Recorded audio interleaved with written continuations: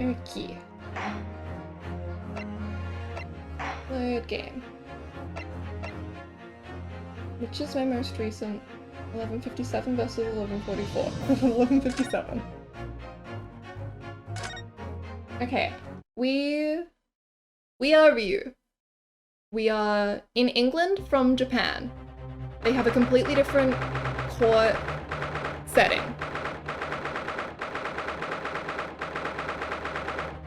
We have to learn how to use England's court setting. They have a jury. We have met our client. Let me get to the court record.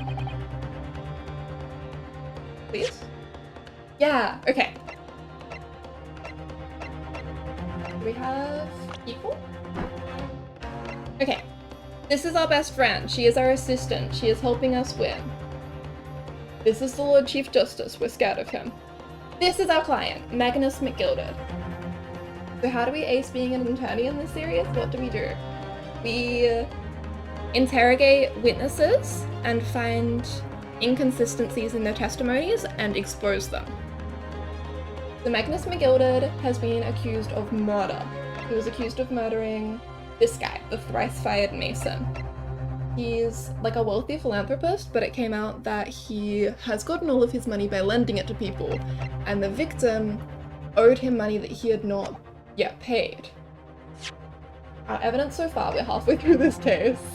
We've got the autopsy report, so we know the time and cause of death is that he was stabbed. He was stabbed inside this omnibus, which we can view and go into. So he was stabbed in here.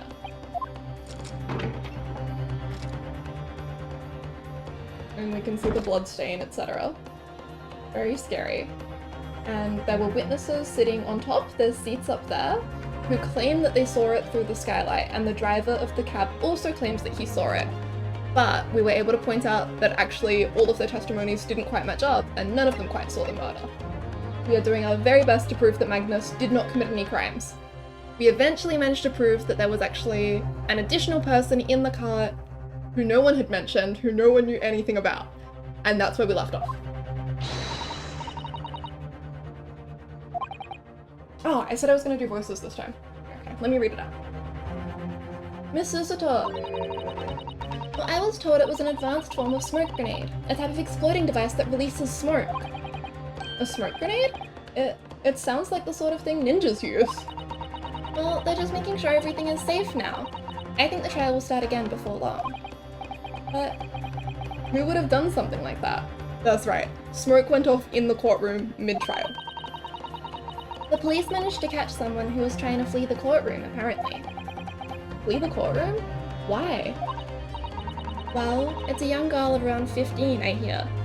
Which matches the description of the person that we know was also in the cart at the time. A young girl? Then could it be the other passenger that Mr. McGilded was just talking about? My thoughts exactly. So he wasn't lying. Oh, what's become of Mr. McGilded, actually? There are so many things I need to ask him about, but he's not here. I think he was summoned to the prosecutor's antechamber to answer questions. Along with the young girl. Who is she, I wonder? And what was she even doing here at the trial? She was taking a huge risk, and for what possible benefit to herself? There's another matter that's troubling me. What's that? The 20 pence. So earlier we discovered that the cab charges didn't match up. He said it was 20 pence and it was 4 pence per ride, and there were 4 riders, which is only 16 pence. But then it turned out that the cabbie was overcharging everyone, and so they all paid 5 pence instead of 4 pence. According to the coachman, Mr. Beppo,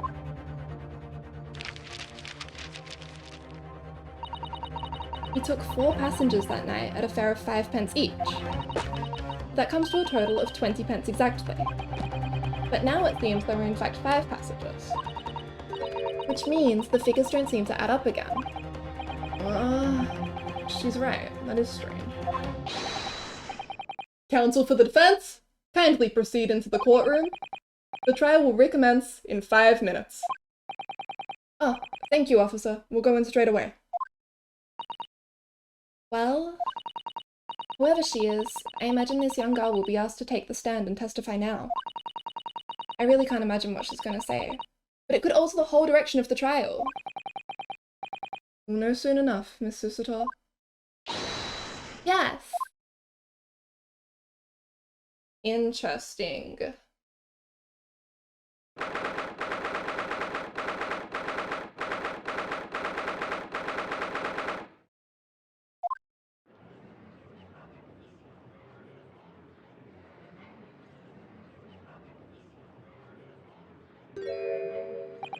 Oh, cute! There's the young girl next to Mr. McGilder, look. She's so cute. She must have been the one who caused the disturbance before.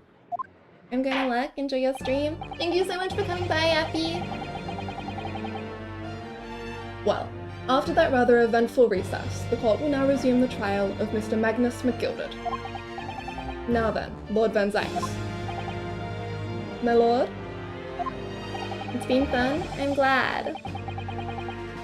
I believe you have established the cause of the smoke, which failed proceedings earlier? It seems to have been an advanced form of smoke grenade, of the sort typically employed by the army. Good gracious, the army? What in the devil's name? It was an elaborate attempt by a young girl to cloak her escape from the public gallery, but she was caught, and now occupies the stand.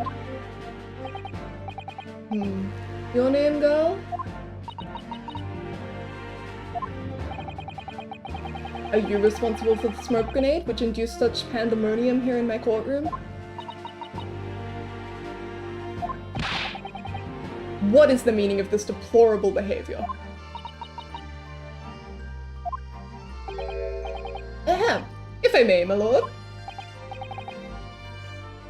This English judge is scary as fuck. He is! The one in the main games is so hiffy.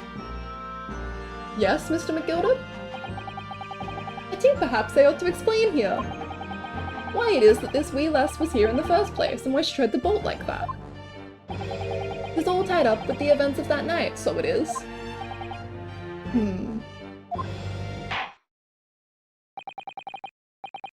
Very well, Mr. McGilded. Give your testimony. You will explain to the court exactly how this young woman is involved in the case.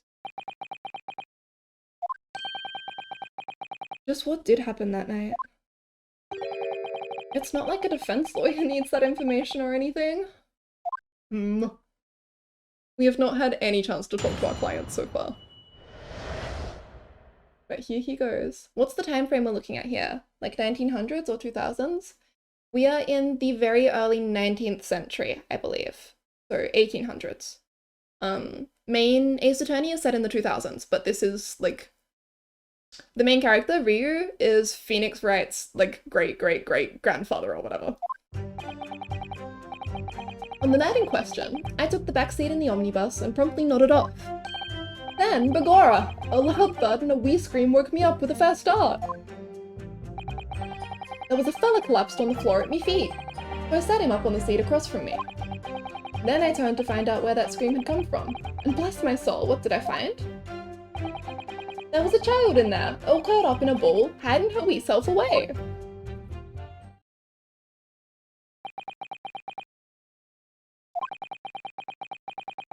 I remain somewhat baffled, I confess, but from what I gather on the night in question, this young girl was indeed riding in the omnibus. Is that correct? Her plug, Phoenix ancestor. Yeah! They are related. It's exactly as the defense counsel said. This lass was the 5th passenger, my lord. I'm obsessed with her design. She looks so good. What the fuck? Very well. The defense may now cross-examine the witnesses. Are you ready, counsel? Yes, my lord. Or rather, no. I have no idea where to start.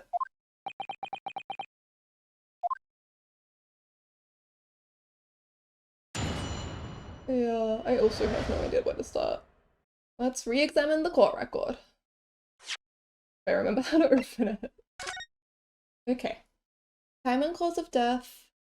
15th February, 10 to 11, stabbed once in the abdomen with a knife whilst journeying in an omnibus. Died due to internal hemorrhaging resulting from the trauma. We got the crime scene photo. Stabbed with a knife indeed. We got the gloves. We haven't figured out who these belong to. It's all kind of a mess. We've got the bus. We've got the knife that was used to stab him.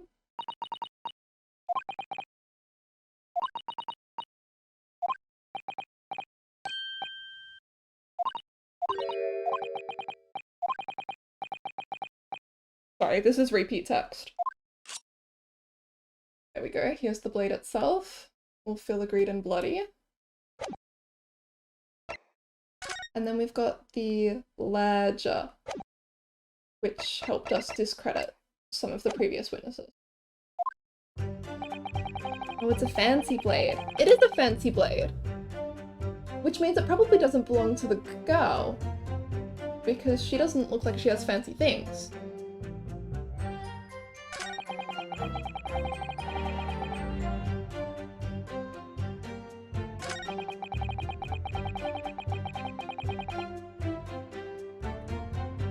Hold it! You set him up? The victim, you mean? That I did. On the seat across from me, as I said, I could plainly see the poor devil was already gone. She looks like a chimney sweep or a newspaper girl, to be honest. Yeah, exactly. And you wouldn't leave a dead man just lying on the floor now, would you? It's common courtesy, so it is. I find that a little hard to believe. Oh, Lord Van Zyx. Now why would that be?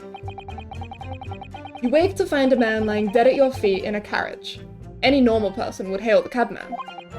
Any upstanding member of London society, that is. Well now, as you know, I'm in something of a special line of business. The business of lending money at exorbitant rates of interest. Unfortunately, my lord, not everyone is thankful for the help I offer them, and some would even see me dead. So I do try, where at all possible, to avoid getting myself in a tangle with trouble. Are you suggesting you were just going to leave the man there? Heavens alive, no! I was always intending to report it, so I was. Only, I had a mind to find out the whys and wherefores first. The whys and wherefores? Right you are. There were some details I wanted to understand before anyone else got to meddling. That wee scream I heard, for example. Wouldn't your good self do just the same? Yes. The scream he says he heard at the same time as the thud of the victim collapsing.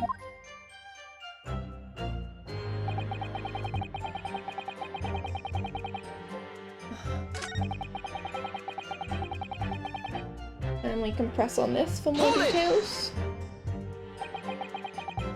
You say she was hiding herself? Aye, that's right. It was hard to see in the dim lamplight, but she was all curled up in a wee ball. When her eyes met, well, me heart nearly stopped beating in me chest. Ugh, you're really overacting this. Still and all, I pulled her out from under there, and sat her on the seat opposite so I could have a wee chinwag with her. Huh? The seat opposite? That's right, just next to the dead gentleman there. You sat this young girl next to a corpse, sir. Well, as I'm sure I mentioned, a gentleman in my position can all too often find himself in mortal danger. So, I needed to find out just who this urchin was, you see. And while I was in the middle of talking with her, I heard another scream, a fella's voice this time. This dude is for real insane. We were called in to defend him because no one else will take the case and we really need to win this case to prove that we should be allowed to study law in England. But, like, what the fuck is going on? Surely he... The Ace Attorney creed is to always believe your client. Your client didn't do it, you believe them, you uncover the truth, you prove that they're not guilty. He seems so guilty. Presumably that scream was Mr. First, who was sitting on the roof deck seats. Right you are again, I would say, sir. Looking down through the skylight, he must have seen this young girl and the gentleman with the knife in his belly. Look at his face. Is this the face of a murderer, Josh? We've had scarier clients. In other words, the previous witnesses did not, in fact, see you at all, Mr. McGilded. What they believed to be yourself and the victim was, in fact, this girl and the late Mr. Mason. It screams I'm guilty. I don't think he did it. I have to believe that he didn't do it so that we can win this case. Aye, my lord. I was, as I think everyone understands now, sat at the back of the carriage, out of sight.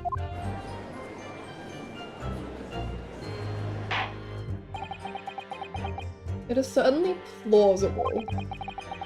The defendant is somewhat diminutive in stature, and readily confused, perhaps, with this young girl. After that, of course, with the scream from the gentleman over us, the driver realized something was wrong and pulled up the horses. What should be the girl that took his knife while he was doing a snooze? I mean, it could be, right?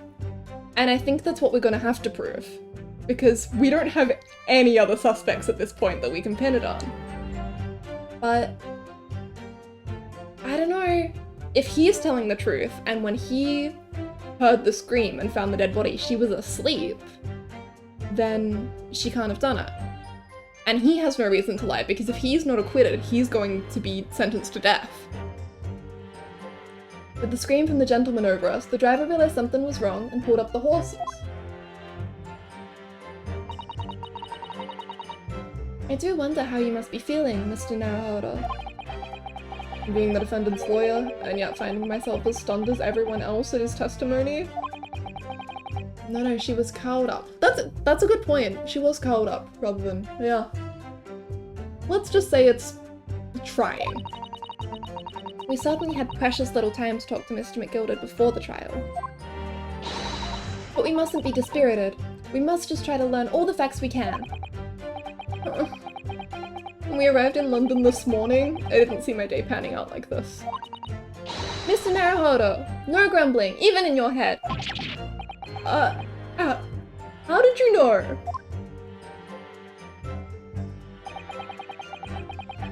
On the night in question, I took the back seat in the omnibus and promptly nodded off. Okay, sure. Did we already press on this one? Then, for Clara, a loud thud and a wee scream woke me up with a first start. There was a fella collapsed on the floor at my feet, so I sat him up on the seat across from me. That one we pressed on.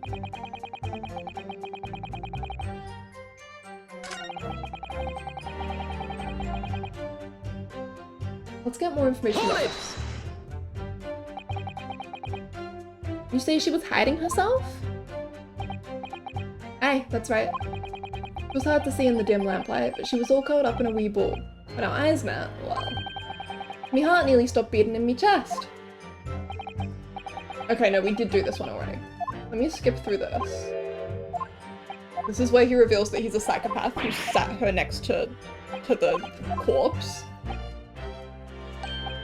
So this is all repeated text, we can just skip past it.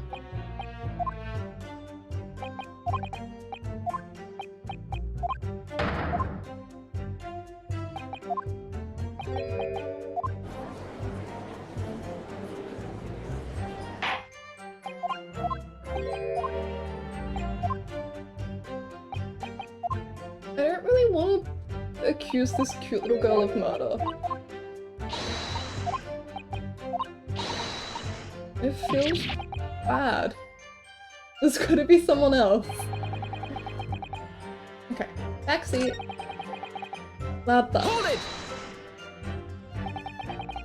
A loud thud, you say, and a scream. Aye, that's right. How can I explain it?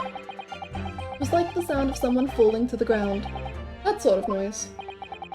So you think it was the sound of Mr. Mason falling to the floor, having been stabbed? Well now, you'll remember I was asleep at the time. So I wouldn't like to say. And when the sound woke me and I opened my eyes, there wasn't a soul to be seen in the carriage but the fella on the floor. You didn't see anyone. But at the same moment, you did hear a scream? Ah, from the seats above you on the roof deck, I presume.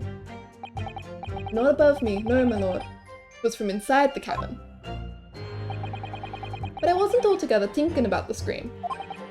No, I was too stunned by the desperate sight before me eyes.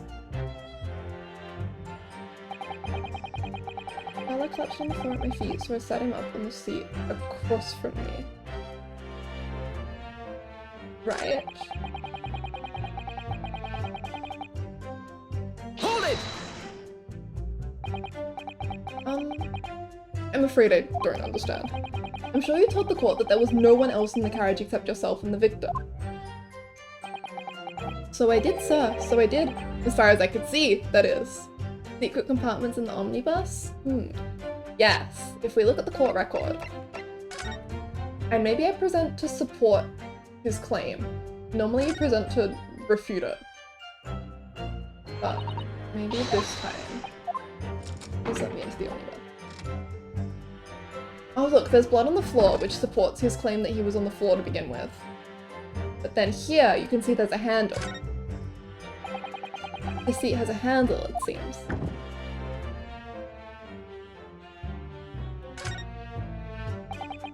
This is a storage compartment, but there's nothing in here. It's totally empty. Wait a minute. If he sat on the back seat in the carriage, she couldn't have crawled out. So he's lying about that. Something doesn't seem right here, but I can't put my finger on what it is. Yeah.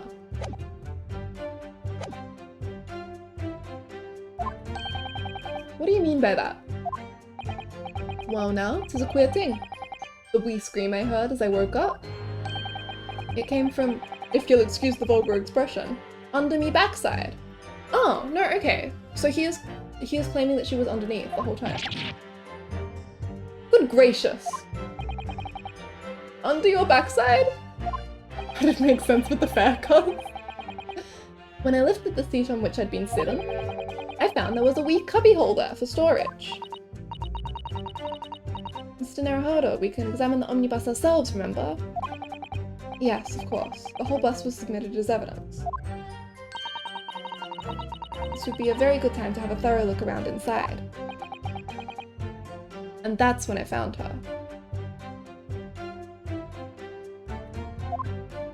We had the other paymore so that the girl could come on? Maybe. He was complaining about how no one ever gets that final shift, so... Because it's the last bus of the day, right? And it's freezing cold and there's never anyone on it. I think he started charging more so that he could skim a little off the top. The child in there, all curled up in a ball, hiding her wee self away. I'm not sure what to present since I don't see any discrepancies here. But I suppose I must have to. First, I can just try pressing on every statement though to get as much information as I can. Hold it! And when you first got onto the omnibus, were there any other passengers already on board? There were not. The cabin was empty, and there was no one on the roof deck either. You were the first passenger, as it were. I see. Aye, and that's why I took the backside as I did. It's the most comfortable, so it is. Could you explain exactly what you mean by the back seat? By all means. That's how you already described it earlier. I'm talking about the seat opposite the one in which the poor gentleman who was stabbed was sitting. Like I said, it's the most comfortable and where I feel most at ease. Then when did the girl get on? She must have already been on. Interesting. Very interesting. And of course, I enjoy gazing through the skylight from time to time as well.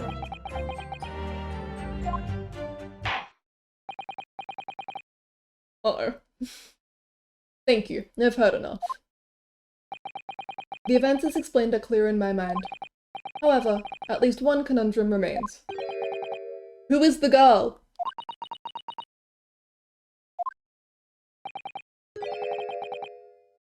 Huh? My name is Gina Lestrade, my lord. He's a chancer. Earns her crust among large crowds, relieving people of their purses. Lestrade, you say? Like Sherlock? Like Sherlock's Lestrade? What's commonly called a pickpocket. What? This girl here, a petty thief. Yeah, I see it. Eh? Order! Order! Is this true, Miss Lestrade? Miss Lestrade, you will answer the question.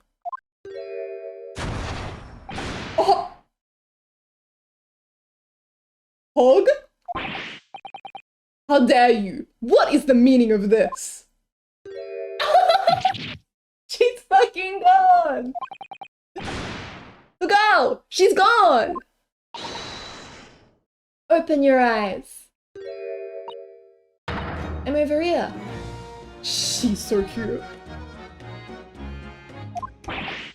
Good gracious. How? What was the point in that little sidestep? I know what you lot are thinking. Grown-ups are all the same. This dirty little dipper, you'll say, slipped up and got caught on the job. She got herself backed into a corner, so she knifed the gent. She's so cute. Go on, that's what's in your heads, ain't it? She's so cute! No, not at all. This is a court of law. We're here to determine the truth, not cast.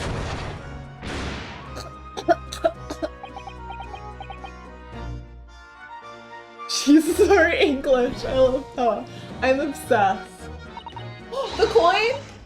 Look, knives are for cowards. Only thugs use weapons like that. All I need for what I do is these fingers. Why is she so cute when angry? This is cruel. She's a little three-faced mouth. I'm a professional, alright? Maybe not in your eyes, but I got pride in what I do. Let me guess. You don't count smoke guns among weapons for thugs? Oh, this? Yeah, this was in a bag I lifted the other day, down where they keep the four-wheel drags. This is real fun, because this game has Sherlock Holmes in it, but his name is Sherlock Sholmes, and he uses a gun that looks exactly like that. It's nice, isn't it? I like the pink best. Ah, do not wave that thing in my direction again. This is the prosecutor, by the way. He is just like off the shit's vampire. So, you admit that you were riding the omnibus on the night in question?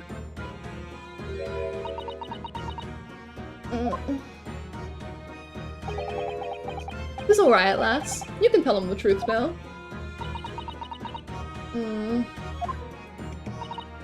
Alright, yeah. It's just like the Irishman said.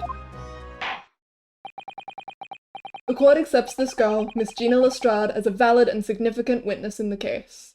With a name like Van Zyke's that Imagine Vampire? Yeah. I'm obsessed with his flair. Accordingly, young lady, we will now hear your testimony if you please. You will tell the court exactly what happened in the omnibus on the night in question. Alright, if I have to. Witness testimony! What the girl saw. So I snuck inside the carriage before they hooked up the horses, just like always. But it was a right old waste of time. I got nothing to show for me troubles that night. I'll tell ya, you can't see a blind thing in that hiding place. It's pitch in there. Then, after a while, I hear this loud bang. Nearly jumped out my skin, I did, and the scream just came out. Just because of that, this swell found me. He did help me get away, mind.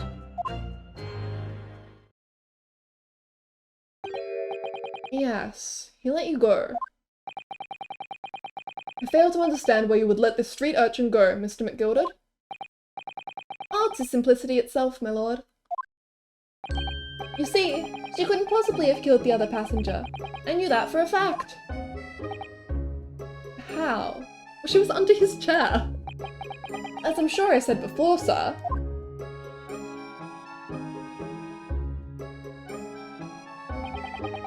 I was sitting right on top of the place where she was hiding herself. I think a demonstration is called for. Get in the box, miss. This is where I was sat that night. And the cubbyhole of which you've spoken is underneath this seat, I presume.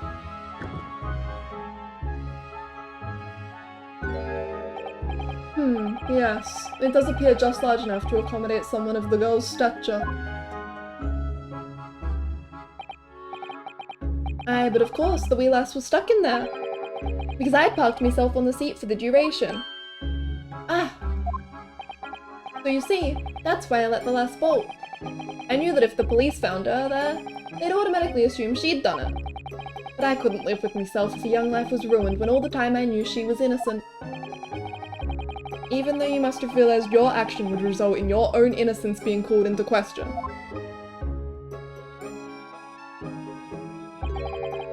Not at all, my lord. Not at all. I knew in my own heart that I was innocent. So I thought it was worth taking a punt on my own good name for the sake of this less fortunate lass. My goodness. What a perfect gentleman. My lord. This fine example of a man cannot possibly be guilty of a heinous crime like this. I am ashamed of myself for ever doubting you, sir. They vote by throwing fire into a pit.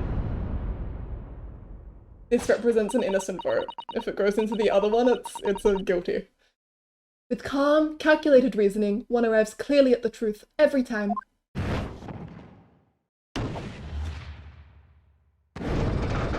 We seem to be winning this case. That's pretty poggers. Kinda nervous shit's about to go right downhill. Saints alive!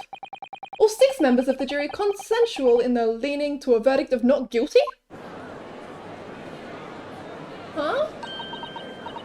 Miss Naruhodo, this... well, it must mean... It must mean what? That guy is just holding a knife? Yeah. This fire thing is cool as fuck, what the hell? Right? It tipped all the way to guilty earlier, and we had to fight for our fucking lives to get them to reset the trial. It was scary. But we're victorious! We've won? Are you sure? Objection! There it is. Ah! The leg?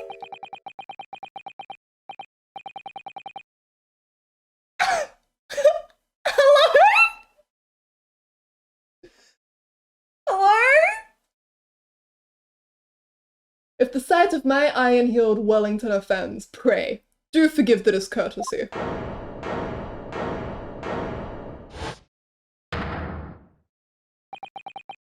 This really is a consummate example of the one monumental flaw in British judicial practices. Where evidence and reasoning should be paramount, emotion rules the day. Emotion? It's hard to be mad at this guy for fucking up my whole court case when he looks so poggers while he does it. The witness's latest statement gives us a clear insight into his true nature. What do you mean, his true nature? Do you really think Scotland Yard would have made such a glaring omission? After the incident, the omnibus was comprehensively searched by officers of the police. Obviously, the interior of this cubbyhole, as the witness put it, was included in their investigation. The compartment under the posterior seat was full of the coachman's belongings. Shit, fuck. It's noted in black and white here in the police report. Good lord. The evidence has been tampered with. In order to corroborate Mr. McGilded's story, someone has unlawfully removed everything from under the seat. What? Okay. Okay, not great for us. Quite bad for us. Order! Order! How could such a devious contrivance possibly have been effected, Council? Naturally, we must acknowledge the deficiencies of the constabulary in allowing this to have happened. However, I assure you, when the omnibus was wheeled into the courtroom this morning, the compartment under the seat was not empty. Oh my god. Oh my god. Well, my Nipponese friend? Huh? Me? When the carriage was submitted as evidence, doubtless you examined it in fine detail, as would any self-respecting practitioner of the law. Oh my god, are we about to be accused of faking evidence? Oh no.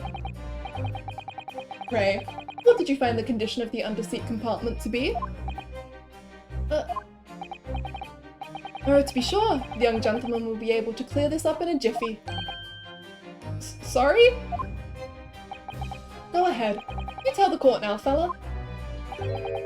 How this is all an elaborate excuse by the death threat Lord Van Zeeks. His little nervous eyes darting around. Well, Counsel? You have something to say on this matter?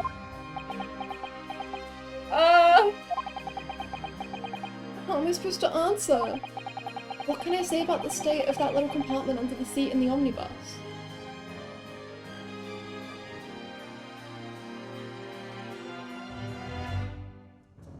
I would like...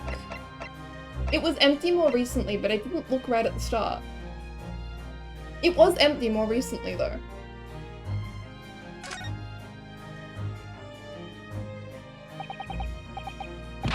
I'm fairly sure it was empty. If I'm honest, my memory about all this is a little hazy. As I suspected.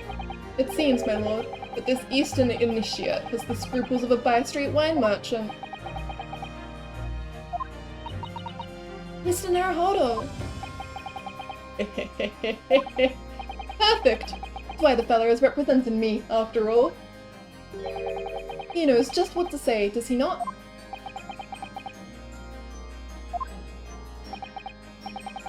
Well now, it would seem the argument is moot. And the truth of the matter is there for you all to see, after all. Their cubbyhole under the seat is as empty as the devil's heart, so it is... that we can be sure of, at least. Why? Why do I feel like something's not right here? I should like the jury to weigh in on this matter, I think.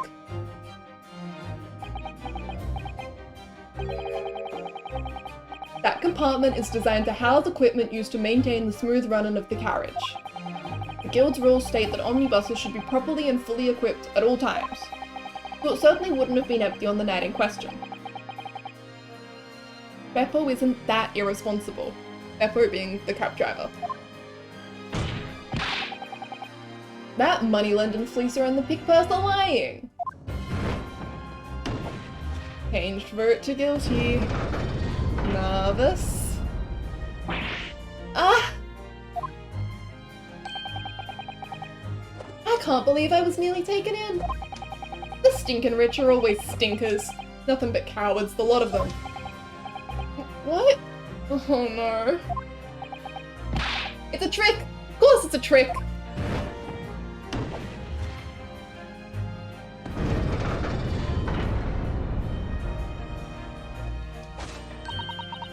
Right, sir. I must concur here. This is going very badly. This is going very badly very quickly. With calm, calculated reasoning, one arrives clearly at the truth every time. Stressed! Yeah. Yeah, but every time a different truth, it seems.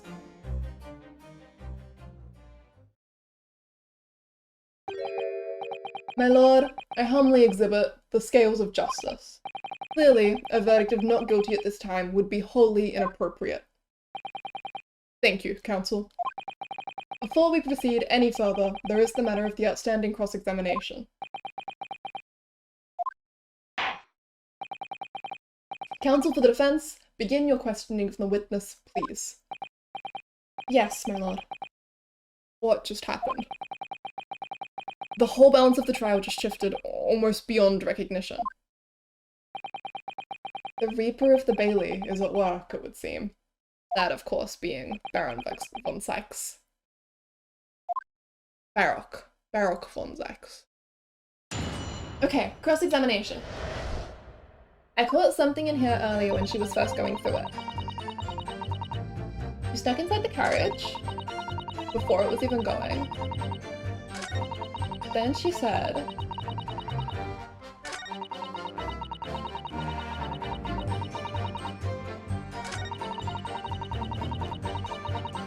I thought she said a time frame earlier. Something about midnight. I think we'll press on this and see if she can say what time she heard that. Hold it! When you say a loud bang, do you mean the noise of someone falling to the floor?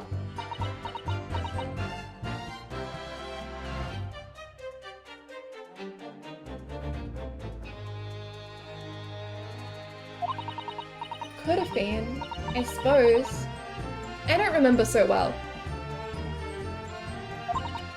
Point is, it made me jump. And you let out a scream, involuntarily. That's right. And then I felt the cushion over me get lighter all of a sudden.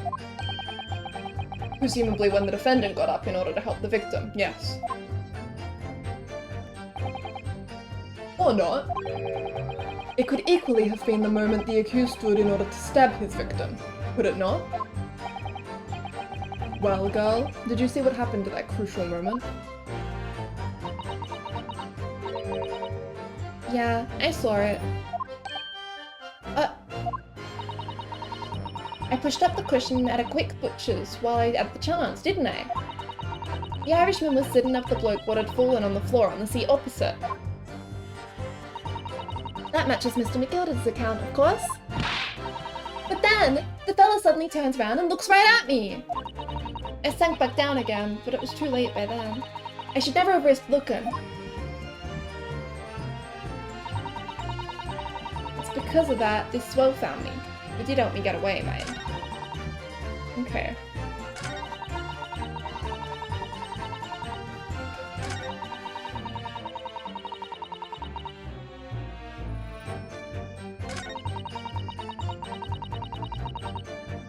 Hold it! So, you were already in the omnibus before it even set off on its run. Well, yeah, I mean, what's the point of spending a joey to make a few bob there? That's a rum idea, innit? I suppose she means there's no point spending money to make money. It actually makes sense. Counsel, may I remind you that this girl is a petty thief. Kindly refrain from entertaining her tenants. Well, that does clear up the little mystery of the fares and all. 4 pay-in passengers at 5 pence apiece, making the 20 to which the cabman testified. And 1 little scapegrace riding for free. The red conch of a driver always goes for some grub before his last run, see? That's when I slip into the carriage and get myself hidden under the seat. Nice and easy, right? But your hiding place is a storage compartment, full of equipment for the coach. No?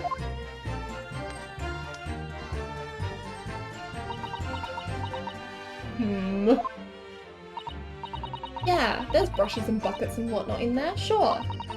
I always chuck all that out and cram it in a corner somewhere. No one ever seems to bother much. And yet, according to the report filed by the police officer who first arrived at the scene, the compartment was full of such paraphernalia. Well, I don't know nothing about that. Like I said, I moved all that stuff out so I could hide under the seat. That's all I can tell ya.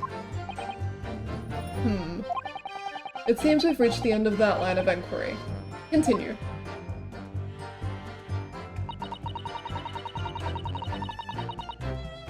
Hold it! A waste of time? Why is that? Well, most nights I'm on my own and God permit at least some of the time. I beg your pardon? Did you say God permit? Oh yeah, well that's what my kind call it. You'd say the omnibus, I suppose. The point is, any normal run, the carriage ain't got no one in it for a while. And that's when you come out of your hiding place and get away. That's it. Only that night, this cove was sat on your seat from the start. And he didn't budge the whole way, did he? Not an inch. I was totally stuck. Waiting for him to have his health so I can pursue him. You mean to tell us that you were present in the carriage for the duration? You were under the seat the entire time while events unfolded in the enclosed cabin? Yeah. Right, mister. To be sure. I was as shocked as anyone. You don't expect to lift the cushion you've been sat on and find a child now, do ya? So this Miss Lestrade couldn't possibly be the culprit then.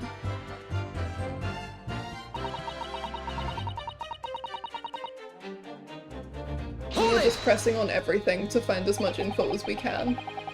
There aren't enough details for there to be inconsistencies yet.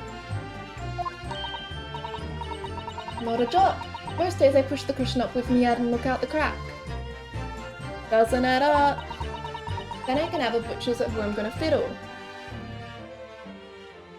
She did peek out. That was after he had gotten out. I thought you were a pickpocket. You're right, he did say he lifted it to find her. I thought you were a pickpocket, not a butcher. I mean, I can have a look. The seat I get under ain't as plush as the other one, see? So most of the time, the passengers plant themselves opposite. He also said the opposite. He said that the back seat is the most comfortable. But for some reason that night, this here Irishman spent the whole journey right over me head. And for that reason, you weren't able to push the cushion up to peek out. I see. Truth is, I ain't too happy in small dark places. Feels too much like being thrown in the clink. But it's the only place to hide in them carriages, so it's Obson's choice. Why doesn't she just stick to picking people's pockets in the open then? I'd say there's some reason that she's not letting on, judging from her demeanour. So anyways, I was a bit scared, but I had to just stick it out under there. Nothing else for it.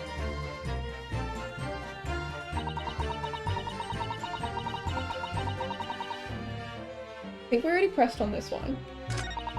Let's just leave this one. I can't present his previous testimony against it. I just have to keep pushing for info until I find something I can present against. And when Mr. McGilder discovered you, he pulled you out from your hiding place? I was scared stiff, I was. He dragged me out and sat me down on the seat and all. Next to the victim, Mr. Mason. Yeah, the bloke had a knife in his guts. He was still bleeding. Then the carriage lurched a bit, and he ended up falling onto me. Oh, how awful. Both my hands got covered in blood. It made me feel sick as a dog. Both her hands covered in blood. That must be what the rooftop passengers saw.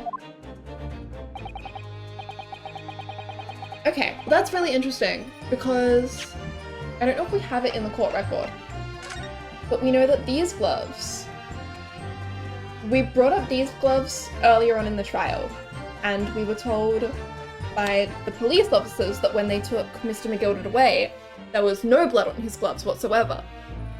However, the witnesses testified that they saw someone with blood on both of their hands, so who they saw is the urchin, Gina. And these gloves belong to a completely unnamed fourth party, because Gina is the third party. There is continuously more people here than we think there are.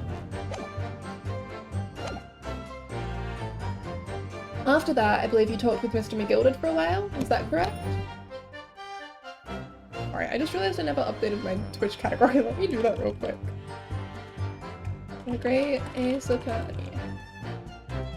There we go. He asked me some stuff. Wanted to know me name and what I was up to and that. Then I heard something from up above. Someone screamed. Yes, Mr. First on the roof deck, one would presume. Well, I didn't want no one seeing me face, so I didn't look up. Then the horses were drawn up smartish, and this here Irishman says to me, "Get back under the seat. I'll see that you can get away later."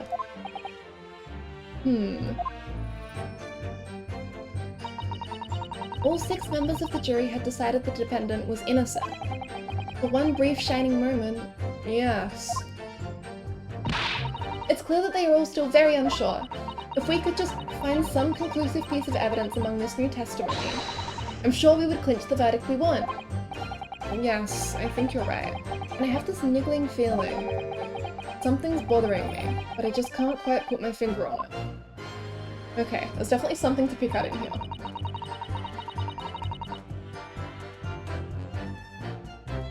Back inside the carriage before they... Let me just look at the... Single stab wound.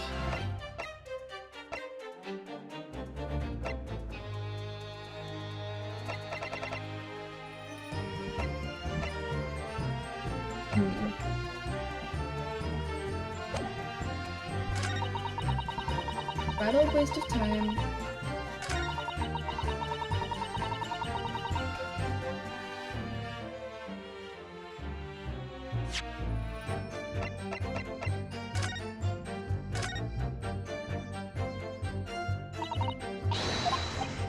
Is it really pitching there?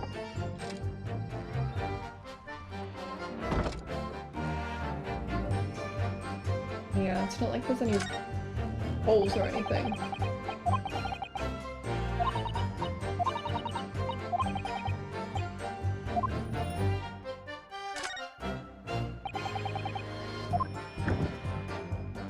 She was in here.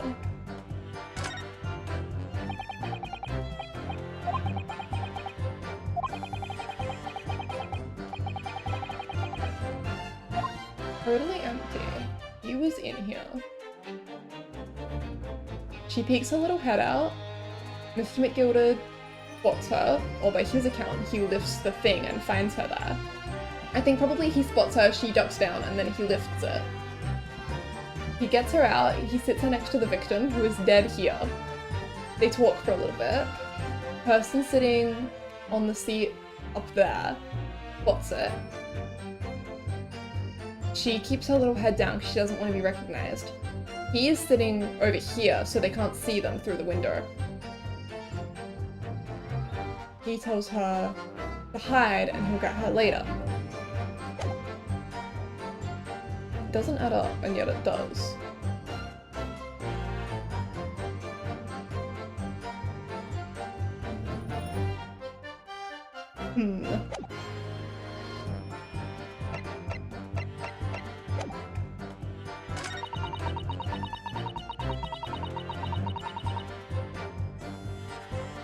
Loud bang is supposed to be him falling to the floor, right?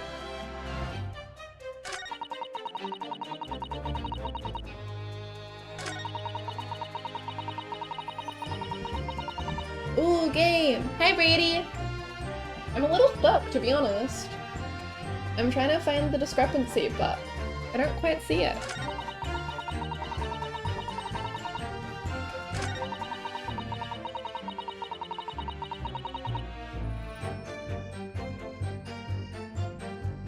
Back to the court record.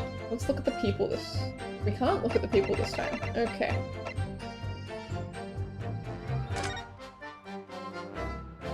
He was stabbed once in the abdomen with a knife whilst journeying in an omnibus. He died from the internal hemorrhaging. This is what the crime scene looked like after they found it, but we think that he fell on the floor first and then Mr. McGilder sat him up. Notably, he's missing a button. Wonder where that got to. We've got these leather gloves that we can't seem to work out who on earth they belong to. Presumably the murderer, except we can't work out who the murderer is. Also, you are still in the art category? Am I? I clicked update. Let me see what I can do about that.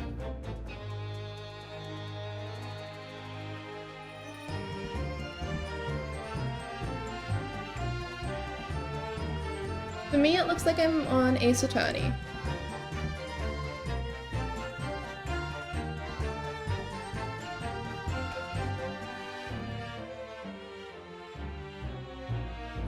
Updated now? Plug. Okay, thank you for letting me know.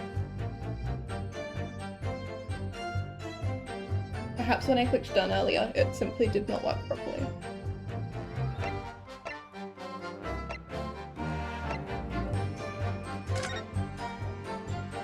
we've got the knife with the M on it for that sure is our client's initial. Can you look above and below the omnibus? A little. I can see the top like this. So I can see there was one person sitting here, there was the cabbie over here, and then there was the witness here. Initially the cabbie and the person sitting here both claimed that they'd seen it, but we got them to retract that because it was obvious that they hadn't. Underneath I can't quite get to. It won't like turn more than this. Is it the red Among Us? You know what, I think the red Among Us must have done it.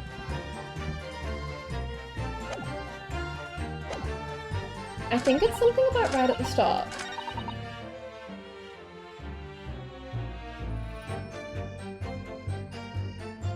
Hold it! Let me press on this again.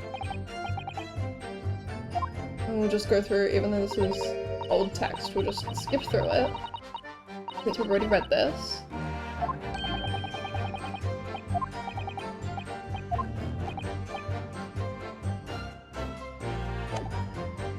Nothing out of place here.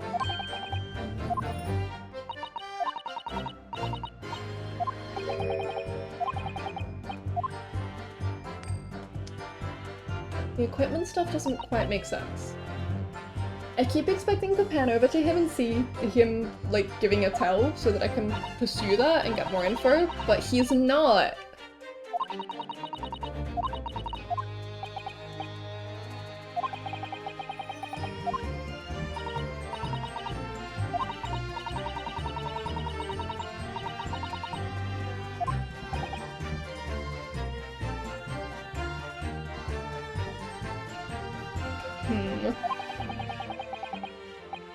Okay, so it's not on the first one. There's nothing we can do about that. Probably it's not on the second one either.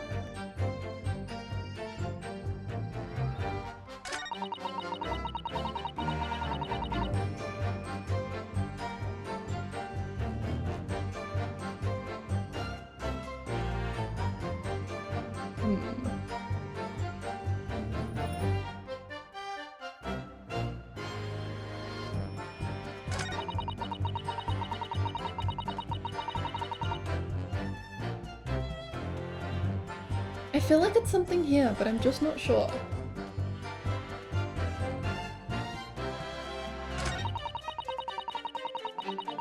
Hold it!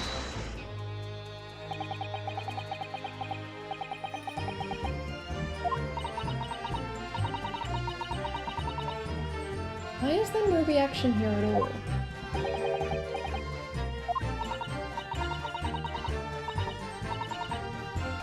Okay, knife in the guts, still bleeding. Still no reaction!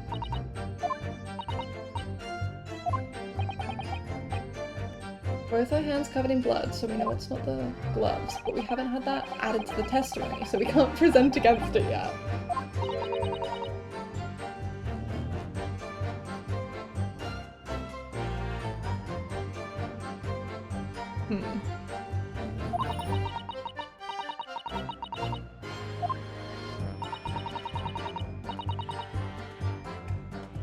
React! Please react! Okay, rooftop screaming.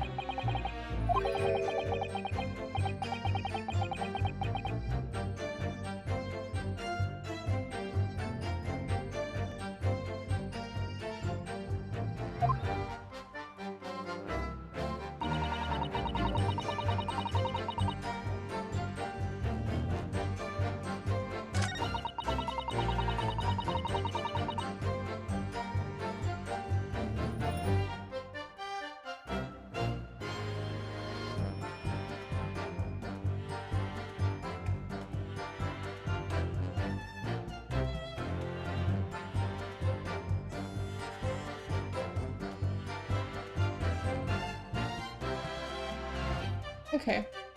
Time to start guessing wildly. I just don't know what's up. I think I have to present here.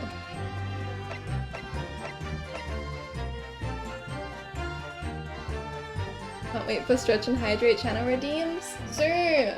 For now, we will do it manually. Everybody stretch and hydrate!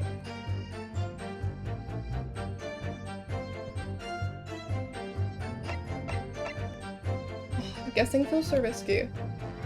I just don't understand what I'm missing here.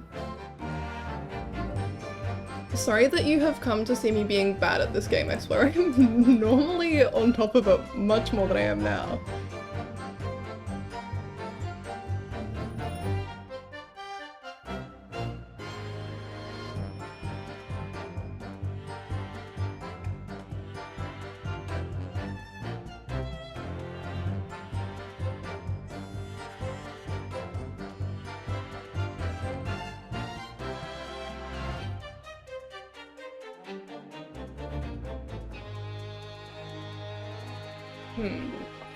I'm gonna look for one more gilded thing.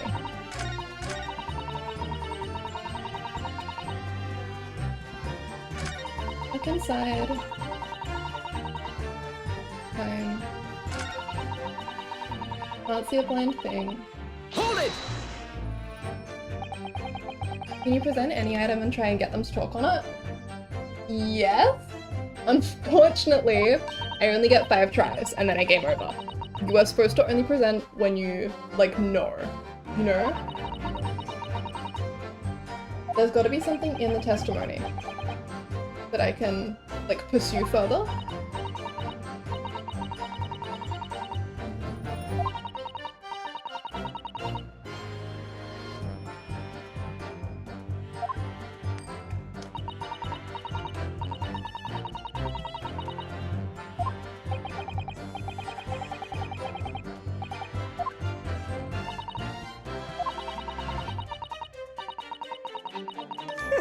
Oh, there it is! Excuse me! Reaction! Is something wrong, Mr. McGilded? Oh, I do apologize. Was there something the matter, Counsel? I'm just wondering if Miss Lestrade's last comment made something occur to you, perhaps. You seem to be thinking something to yourself. Oh, no. It was nothing important. I was feeling bad for the poor lass is all. I remember feeling desperate myself as a young lad, shut up in the dark. It was terrifying, so it was. I see. Yes, I'm sure we can all sympathize. I'm still scared of the dark now. Oh boy. Rio's got some trauma. And I don't know about yourself, but I find that the darkness seems to make everything you hear seem that much louder as well.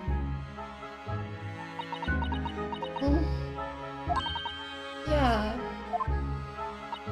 I suppose it does. Maybe. Miss Lestrade! Did you hear something that night? Anything? An unusual noise, perhaps? Me too. Darkness stinky. It is stinky. It's scary. Nah, not really. All I could hear was the Irishman snoring. But Davis, there's no need to tell the whole world of me foibles, you little scamp.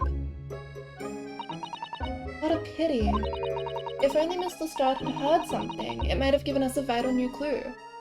Surely Gina cosplay? Oh, he's so cute, I wish. What did I miss? I went to make a snack. You missed absolutely nothing because I spent so long trying to work out where to go. You win, Enchant? Yes! Finally, I was able to pursue McGilded on a statement about being in the dark. And we are progressing the plot. Yeah. What should we make of that last statement of hers? Well, I don't know if it's profoundly important, but it's definitely not insignificant. My lord, I believe the statement just made by the witness is profoundly important. profoundly important. But all she said was that she heard nothing. Yes, which is the profoundly important point. I'm almost sure of it. I'm almost sure that I don't understand the inner workings of your Eastern mind, Council. Nevertheless, Miss Gina Lestrade, you will supplement your formal testimony by repeating the last statement, please. What? Supplement? What are you on about? Don't give me all your fancy talk. I know what you're trying to do. Well, it won't work on me. That's right, insult the judge. Always a good move. I was straining my ears to work out what was going on, but all I could hear was snoring. Interesting. Tell us more about that. Because you said that you were straining to hear what was happening the entire time, since the moment you hid yourself. Not exactly, no. Sorry? Well, there was no one in the cabin to start with. I could just push the cushion up and have a butcher's to see what was what. But then, when I saw this swell getting on, I got my head down so he didn't notice me. And Mr. McGill had sat on the seat under which you were hiding, correct? Yeah! Would you Adam and Eve it, eh? What a mug! So then all I could do was listen. I was waiting to jump out there as soon as I heard him leave, see? But would he? Not likely! Even though we stopped here and there, I never heard the door open. I just had to stay put and listen to him driving his pigs to market, snoring like an old dog he was. Are there any conclusions we can draw from that, I wonder? It doesn't add up. Miss Lestrade, what you have just told the court is clearly at odds with the facts. At odds? Are you sure, man? Absolutely. It doesn't make any sense. Gee, Adam and Eve. God, I love and hate that I can translate that. Right? It seems my learned Nipponese friend is not as dull-witted as I feared. So Van Zykes realized it too. More people got on, she would have heard them. Counsel, I must insist that you bolster your claim with evidence, or some complicit party's name at the very least. Yes, my lord. I expect you to demonstrate this alleged contradiction to the court. According to Miss Lestrade, while she was hiding in the omnibus that night, she heard nothing but the sound of Mr. McGilded snoring. But think, Ryunosuke, think! There's something else she should have heard.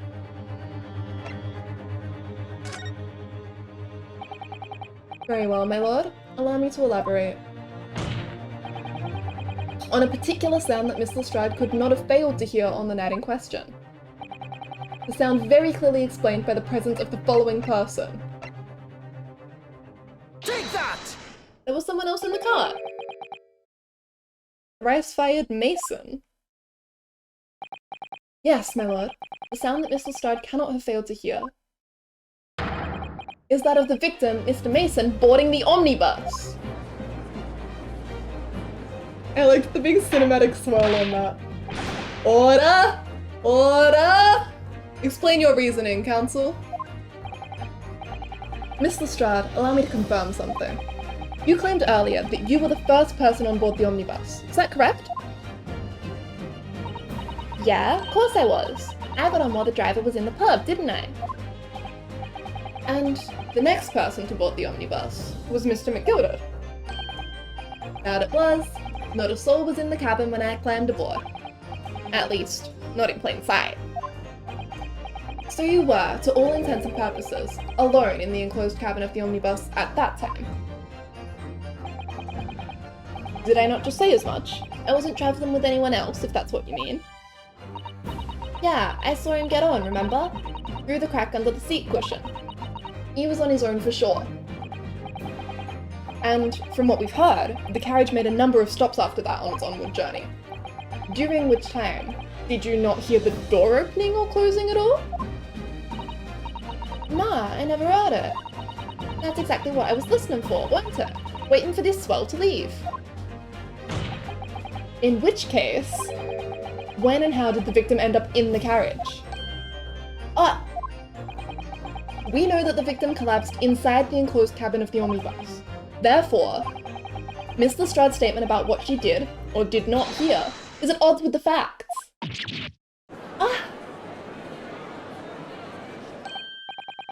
Yes, this petty thief statement was clearly flawed.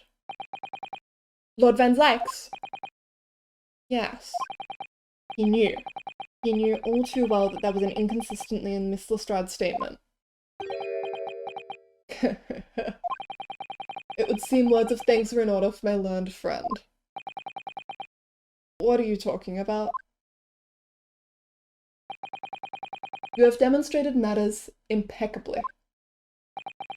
This witness and her colourful statements are entirely unreliable. Her words are convenient untruths, nothing more. Uh-oh. I think we just discredited the witness who could prove that he didn't do it.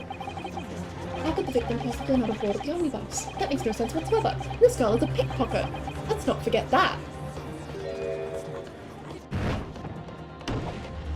Oh shit. Oh shit, I'm already guilty. Oh shit, oh fuck! She didn't even say anything! I didn't want to judge the dear little mite just because she has some rather naughty ways. I must say, I can't abide liars. And neither can I. Mr. Foreman? I didn't want to judge the girl just because she has some less than salubrious ways. But I must say, I cannot abide liars. This is going badly. This is going badly and poorly, and I am full of fear. Oh! Mr. Naruhodo, that's 5 jury members leaning towards guilty.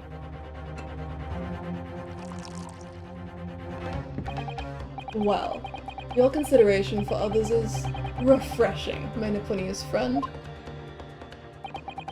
To the considerable troubles you have spared me. Uh-oh, indeed. Yes, very refreshing.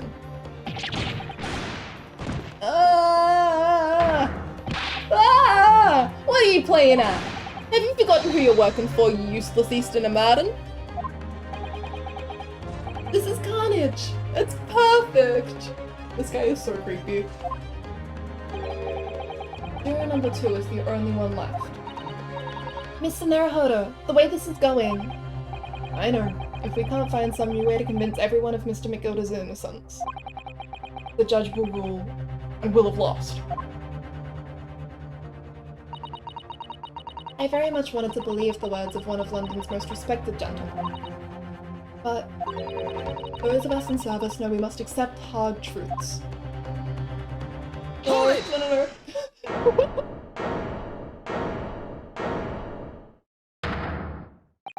Yes, the witness's last statement seems to have revealed a critical inconsistency in her story. However, if we consider the possibility that her statement is in fact the truth, it may shed an entirely new light on this whole case. What are you saying? Counsel? I'm sorry, sir? Whatever do you mean? Counsel, I will not tolerate you attempting to prorogue my adjudication. Explain yourself at once. When the accused boarded the omnibus on the night in question, the victim was nowhere to be seen. Subsequently, the carriage door was not heard opening a single time, as testified by the witness in the stand. And yet, the victim's body was found inside the carriage. If this petty thief's words are to be believed, how do you explain the victim's miraculous appearance inside the cabin of the omnibus?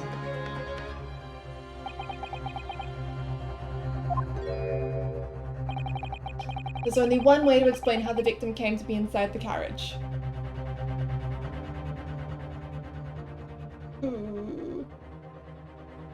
She can't have been in there already. She would have noticed if there was someone in there when she entered. And he can't have been put there after he died. There's bloodstains all over the floor. There must be another entrance.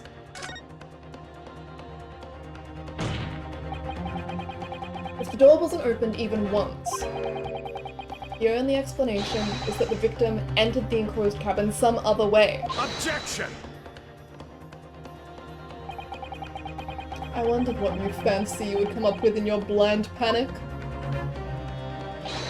But behold, the omnibus is here for all to see. Only one side of the enclosed cabin is furnished with a door, the other has only windows. Fixed windows, which cannot possibly open. There is no entrance to the cabin, other than the door. Objection! But there could be. There's one possibility you haven't considered. Oh, really? Yes. One other way inside that isn't the door. Another opening, the use of which allowed the victim to appear inside the enclosed cabin. Alright, counsel. The defense will identify the location for the court. Here is the omnibus on which the incident occurred. Where on earth is this entrance by which you propose the victim entered the cabin? That's gotta be the skylight, right? Because, please. Take that! The answer is obvious. It can only have been the skylight. I say, the skylight? So he was stabbed upstairs and then pushed down. And that's why the noise she heard was so loud. Your ludicrous proposal almost has me lost for words. However, Objection! the skylight may well be large enough for someone to pass through. Objection! So you claim. But do you have a shred of evidence to support your addle-brained theory? Both Mr. McGilded and Miss Lestrade said the same in their testimonies. They each claimed to have heard a loud thud, such as the noise made by someone falling to the floor. You know a perfect emote? Hit me with it. Yes, which has already been explained, as the sound of the victim falling from his seat having been assaulted with the dagger. Yes, it has, but... Each objection? I think that would be so cute, right? Would a man slipping from the seat onto the floor really have made such a loud noise as the witnesses describe? A noise loud enough to cause Miss Lestrade to let out an involuntary cry, in fact? Good gracious! Perhaps, in fact, that was the moment that the victim made his entrance into the cabin. No, let me rephrase that. The victim didn't enter the cabin as such. He fell into it. Objection! Whenever anybody argues in chat, hit him with the peach objection. You're now suggesting that the victim fell from the skylight into the cabin. That's simply impossible. How can you be so sure? Because if the victim had fallen inside through the skylight, as you say, the passengers on the roof deck would have seen it happen. And yet, not one person made mention of such events in their testimony. Well, yes, that's true, but...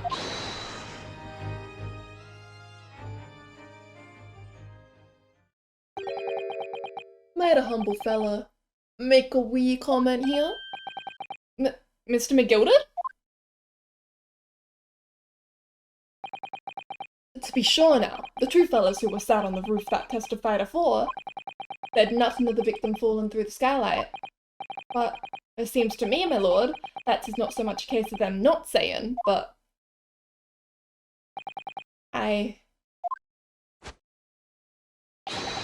Tis a case of them being unable to say. What? I think perhaps the two fellas do be having something of a compelling reason not to mention what happened. Would yous not agree, fine ladies and gentlemen of the jury? Oof! Oh my goodness! Surely not. Those two chaps on the roof. You mean the ones who stuck that knife in the man were... Ah! We're getting there, boys!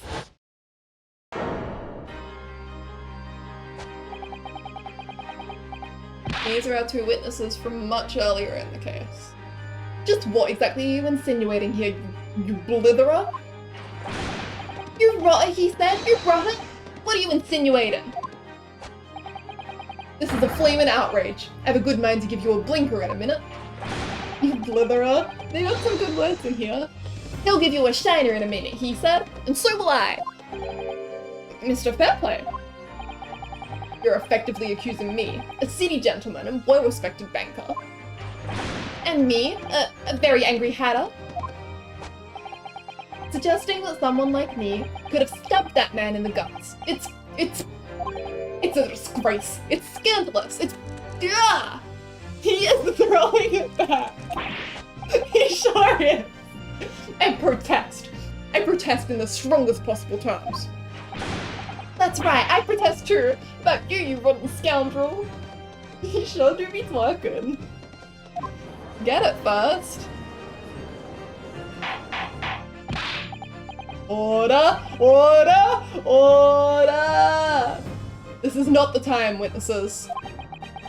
I will not permit this wanton invasion of the stand. Return to the anteroom at once. I gotta say, these voices are brilliant. Props to you, Celeste. I have tried to do something like this approximately 0 times before. We are winging it. Thank you so much for sticking with me. But this is beyond reason, my lord. It's outrageous. It's very hurtful, you know?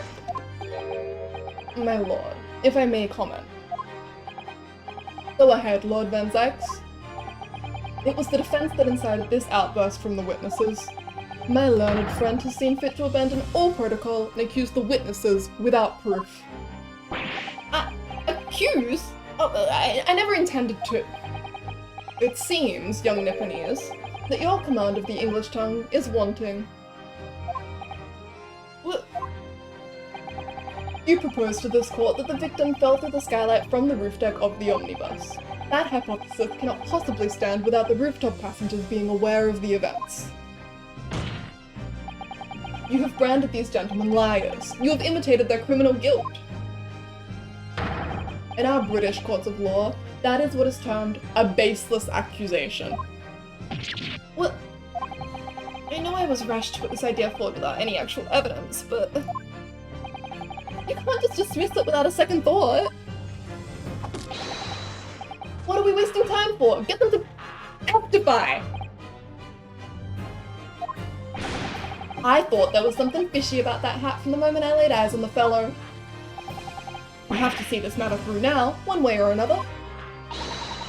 If there's filth and rubbish in our midst, we must dispose of it at once. Testify! Testify! What's happening, Mr. Naruhodo? The spectators in the public gallery they're in a complete frenzy. Mr. Fairplay and Mr. First. My lord? You will take the stand again and make another formal testimony in reference to the indictment brought by the defense. Yes, my lord. I didn't come here for this.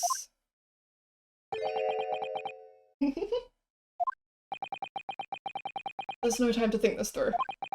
All I can do is keeping pushing forward.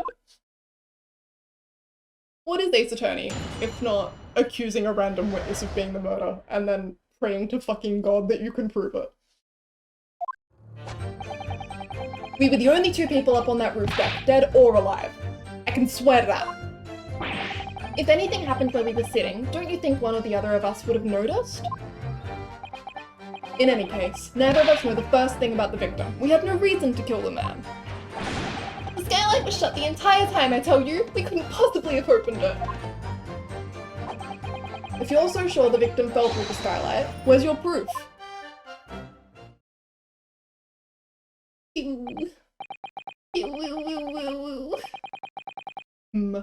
I must say that on listening to this testimony, it is somewhat hard to imagine how either witness could have performed any malevolent act on this open rooftop deck without the other noticing forthwith. That's right, you see? We're innocent, I tell you. Although logically, of course, the argument falls down if the two of you were in collusion with one another. What? Eh? According to the investigations by Scotland Yard, the two witnesses share no common dealings. Ha! I don't trust coppers any more than I trust the stinking rich! Something doesn't feel right here. The trial is going in our favor, really. So why do I feel so uneasy? Counsel for the defense, over to you. Your cross-examination, please. Oh, yes, my lord.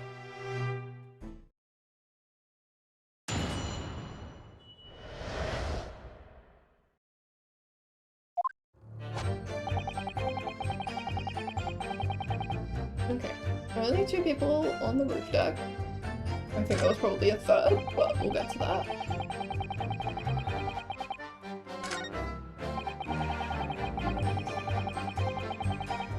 Hold it! I think that maybe you do know him somehow.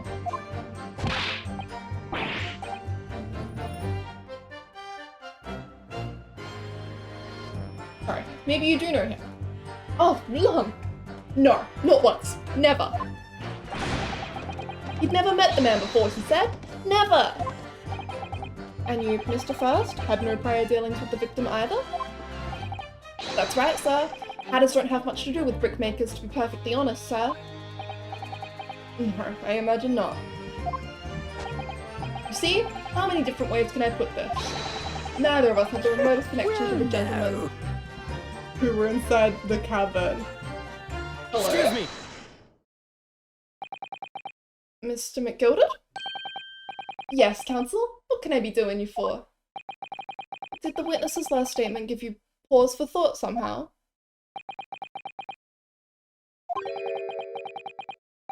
Not the remotest connection. Is that right now, I wonder? What are you insinuating now? Ah, Mr. Fairplay. It's been too long, so it has. This is what I thought. They're both in Mr. McGilded's ledger. Yeah? If I'm not very much mistaken, I believe his first approaching, is it not? Your repayment date. Mr. Fairplay owes Mr. McGilded some money.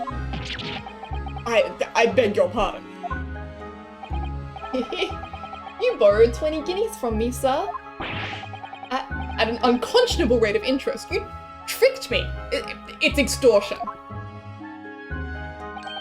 Well now, is that a touch of begrudgery, is it? The sort of begrudgery that might motivate a fella to pass his crimes off on another. What? Dream job, huh?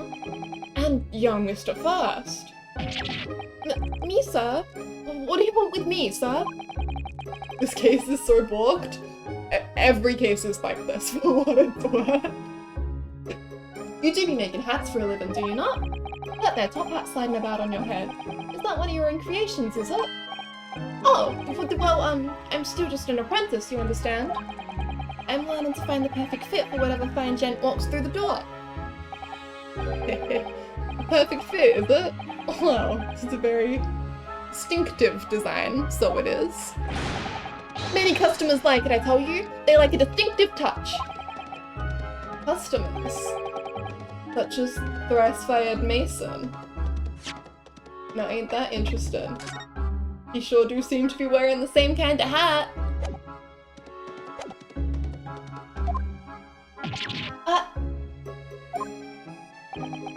There was a photographic print of the victim submitted as evidence of fraud, my lord. This, you mean?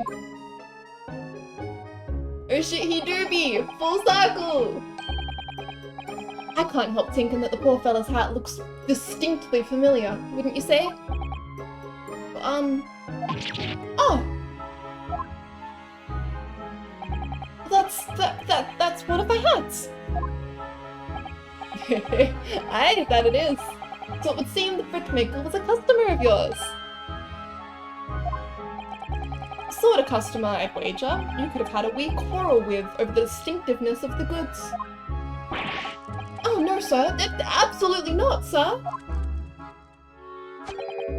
Well, there's really nothing more to add. It wouldn't be right to say that the two fellas here haven't the remotest connection to the victim, you see?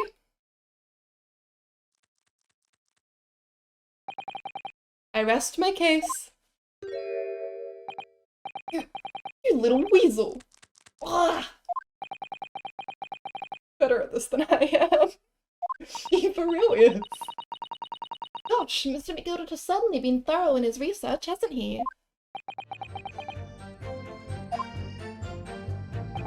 Please, don't let me little interruption hold up the proceedings. Oh my god, an award!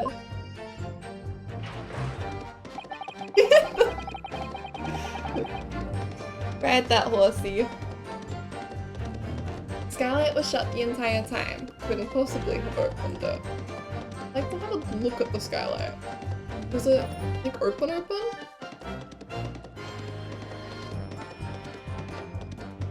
Hold it! I mentally went, oh, let me pause so I can BRB to continue watching. I haven't watched a stream in so long. That's what always gets me about streams. I'm like, I don't have the attention span for this. I need to press pause. Are you quite certain about that? That the skylight was shut the entire time? I'm gonna lose my block with you in a minute. He's gonna lose his rag with you in a minute. That's what he said. Take a look for yourself. Go on.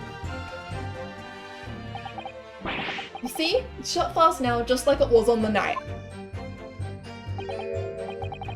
Oh, it is. Of course, a fellow the size of Mr. Mason could likely break right through it, still and all. What? Just looking at the size of the thing, you understand? Now you hold on there a minute, sir. The size of the ting means nothing. Not on its own. Let's consider the bigger picture here, shall we? Let's stop biting our cane, shall we? Well, I was riding the omnibus on another occasion when, well, I broke wind. Loudly. I shocked myself with it as it happened. This is an unexpected confession, Mr. First. Oh, I just mean to say, well, the point is, I tried to open the skylight, you see? But, just my luck, I couldn't make it budge. The stench was terrible. Everyone was looking daggers at me, so I went as red as a rouge, I did. Are you expecting me to sentence you? Oh, no, sir, the point is, the skylight can't be open. I tried and tried when I was inside that cabin of shame. Gina? Something to say? It opens from the top? I think you're right. You have something to say about that, Miss Lestrade?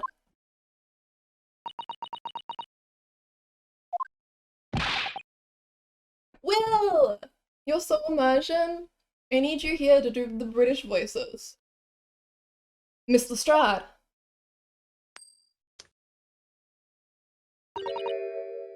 It opens. Mm-hmm. The skylight. That is what we're talking about, right?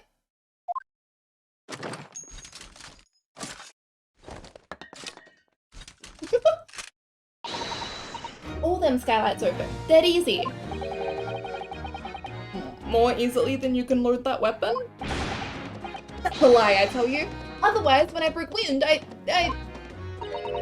can't do it from inside, you mug. Oh. Look, a few weeks ago, I was up on the roof deck of one of them drags. And I had a great haul. I mean, I had purses coming out my ears. Miss Lestrade, this is not the forum to be eulogizing on the subject of your criminal activities. Well, anyway, I had a bit of a scare. When I lifted the last bloke's purse, he got wise to me. All four of them surrounded me, so I couldn't hop off the bus and leg it. What I did was, I used the skylight, opened the catch and jumped right through. What? Yeah, the catch for them skylights is on the top side. That's why you can't open them from the cabin. The skylight opens from the roof deck. Bailiff, Climb up onto the roof of the omnibus at once and verify this witness's claims.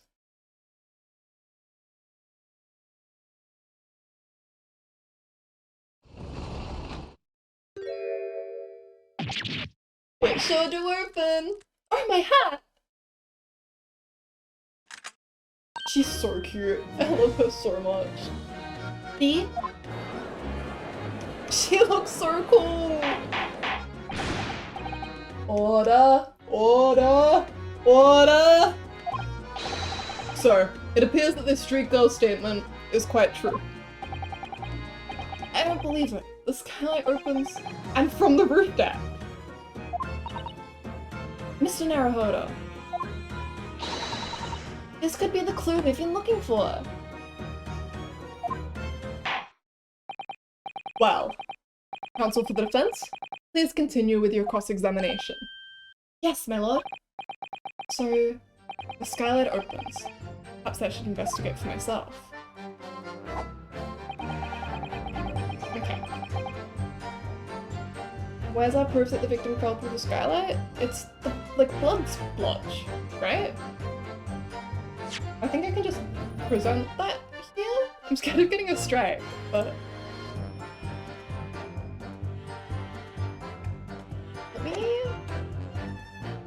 I'd like to have a look through the evidence.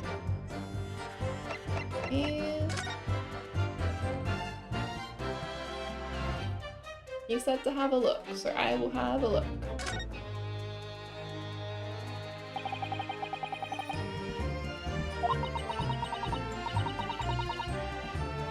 Now the catch has been undone, we should be able to open it.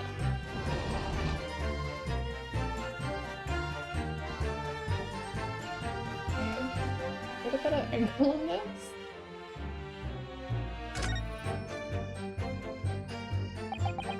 We can suddenly see inside the carriage through this opening, that's for sure. Yes, and there's a lamp in the enclosed cabin. So I'm sure the witnesses would have been able to see quite clearly. That's not good for us. Now look! Inside and look up.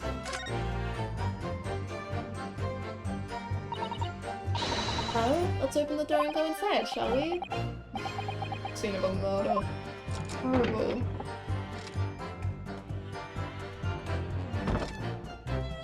Hello? What are you? Yes, it does open very wide, doesn't it? Wide enough to kick someone like you through, certainly, Mr. Naruhodo. Why someone like me? Ah! What? What is it? Look, just here! Look at this! That's... without question. It's blood! Why would there be a bloodstain there? Surely... it can't be unrelated to the case, can it? The details of the omnibus have been updated in the court record. Fog, okay. I can definitely present that. Objection! On the night in question, the victim was fatally stabbed in the stomach, and immediately afterwards, the victim's body was pushed through the skylight into the cabin below. Those are the facts, and the irrefutable proof remains clearly visible on the omnibus that stands before us today in this very courtroom. What? That's utter humbug. You can't possibly have any evidence. No, you can't. I mean, we didn't do it, I tell you. It's impossible. Irrefutable proof? Here? In this courtroom? Thank you for following, Queen G Turtle. Welcome. How you doing today? Counsel? My lord? I believe everyone would appreciate a little clarification here, Where exactly within the omnibus is this evidence to which you allude? You will point out what it is that proves the victim fell from the roof deck through the skylight. Yes, sir! Not this side, the other side. Blood on the skylight. Oh, no, sorry, I don't want to talk. Right one.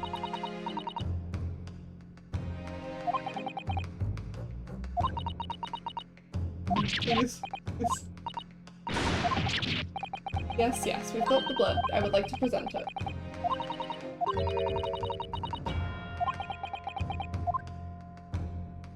Got it! My Jupiter. Is that blood? Ugh. This bloodstain proves two things. Firstly, when the incident occurred, the skylight of the omnibus was open. What? And secondly, the victim was already bleeding when he fell through the opening.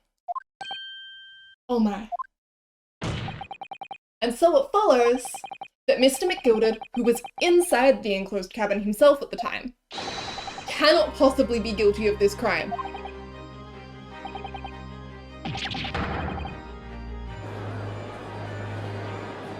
We are doing it! Order! Order! Order! But the blood could have sprayed up there when the fellow was stabbed inside the cabin. And only found its way to that one particular spot on the skylight. Sure, and that would be very convenient. And let's keep it in mind that the skylight catch can only be unfastened from the roof deck. We are ace attorneys! I myself wouldn't have been able to open it now, would I? But... There's no way to know for certain, is there? If the gent really fell through the skylight, I mean. Well, why don't you have a good look at the floor of the cabin between the two seats, Mr. First? It's all too plain, if you see. There's the aftermath that shows the poor fella dropped from a fair height range right there, so it is. What? No. Ace those attorneys. Hold it! My fellow jury members, I think we can all agree that this is clear proof of the defendant's innocence, can't we? I believe we can, yes sir. It's clear to me now where the filthy rubbish can be found in this courtroom. So, they thought they could pull the wool over my eyes, did they?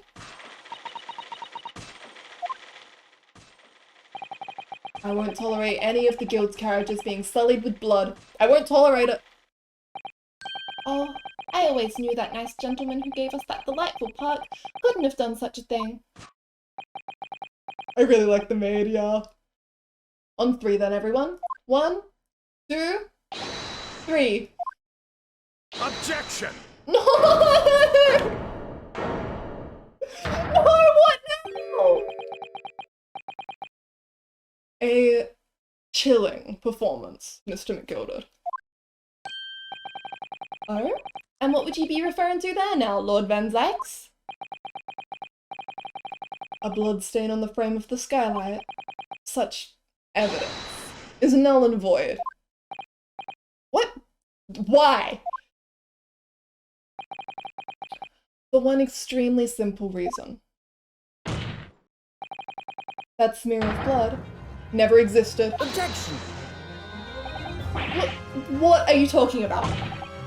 It's there for all to it's there for all to see, and it's clearly blood. Objection! I personally attended Scotland Yard's investigation of the omnibus. The officers involved went over the carriage with a fine-tooth comb. So I can state with absolute surety, no such smear of blood existed in the carriage. At least, not until this trial began. But, are you suggesting, Lord Van Zykes, that this stain of blood was... It's literally madness! Fabricated, my lord? Yes. And while this court has been in session. Huh? There's no proof that they opened the skylight, though. Hehe. What a palaver. I must say I didn't expect such crude reasoning from a prosecutor of your standing, Lord Van Zykes. But I am Magnus McGilded, a fellow known all over the capital for his fine contributions to public life. I don't take kindly to slander, and I'll fight it to the bitter end. even if it's rolling off the tongue of the Reaper, the Bailey. Mr. McGilded, I realize that this is your first appearance in court as the accused. However, I am well aware of your involvement behind the scenes in a great many affairs of dubious nature. You're very adept when it comes to avoiding getting your own hands dirty. And each time it happens that a case you're involved in is investigated, you adapt the facts. Adapt the facts? What does that even mean? When you wield a fortune the size of Mr. McGilded's, however ill-gotten it may be, nothing is impossible. You have the chalice emote?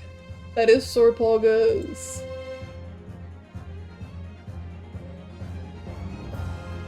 Tampering with evidence, manipulating the scene of a crime, bribing witnesses. I toast your ability to concoct the most convenient of stories, sir. My sweetie drew it for me? That's so cute, what the hell? It works really well, like it's instantly recognizable as specifically this chalice. Toast! Lord Van Zeeks, this will not do, to be sure. Will it now, counsel? Oh, no. I think it's fair to say, this does all sound like a rather far-fetched excuse by a desperate man. The blood on the skylight didn't exist, you say? But I'll let them know you like it. Please do! If yous will cast your minds back, is it not true that the omnibus there has been in the courtroom the entire time? How could anyone possibly have put a smear of blood in it without the world and his wife seeing? Isn't that right now, counsel?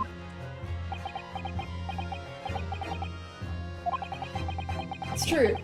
The omnibus has been in full view the entire time that the court has been in session. My learned friend. Here's to hearing your opinion on this matter, in your own words. As you wish. Could someone have tampered with the omnibus during this trial? If you're asking me, I think... he's accused a lot of things of being tampered, but... I don't know, there was that smoke grenade. I don't want to lie here.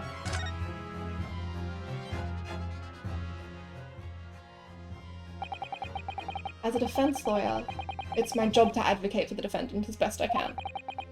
But still, I feel as though there's something even more important at stake here. There is no evidence to suggest that the defendant did as my learned friend suggests. However, in terms of having the opportunity to carry out the alleged tampering, there is one possibility. Oh! Good gracious. Explain yourself, counsel.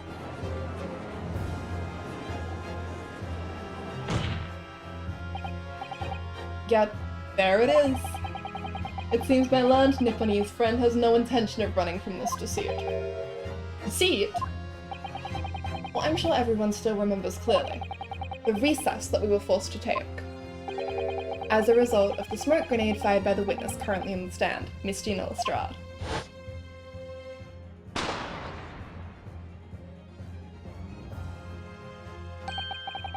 What is going on? Be careful, Mr. Naruhodo. Cover your face. Bailiff, don't let the accused escape. Secure the omnibus.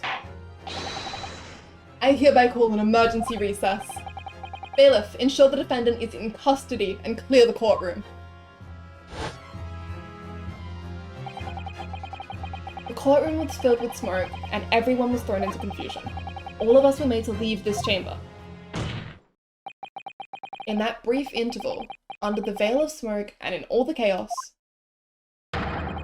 it could have been possible to steal inside the omnibus.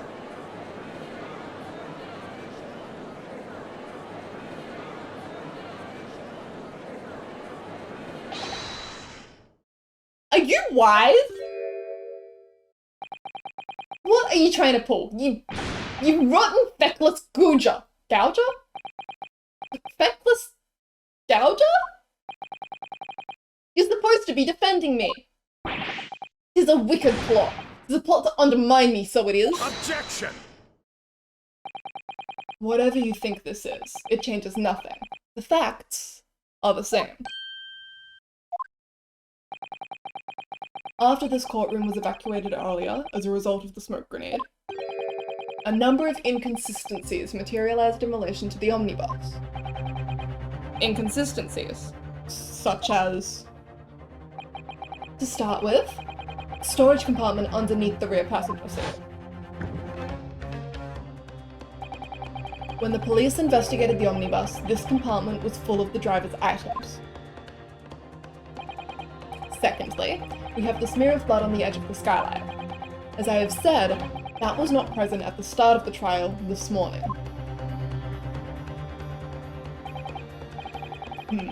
Unfortunately, Lord Van Zykes, no one is able to corroborate your claims. That's true.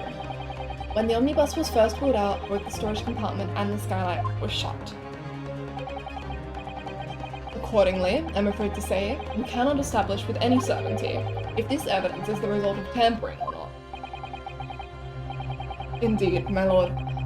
No doubt there was not a single person who saw fit to verify such things. What do you think? Sorry? About the omnibus. Is there anything else unusual about the omnibus?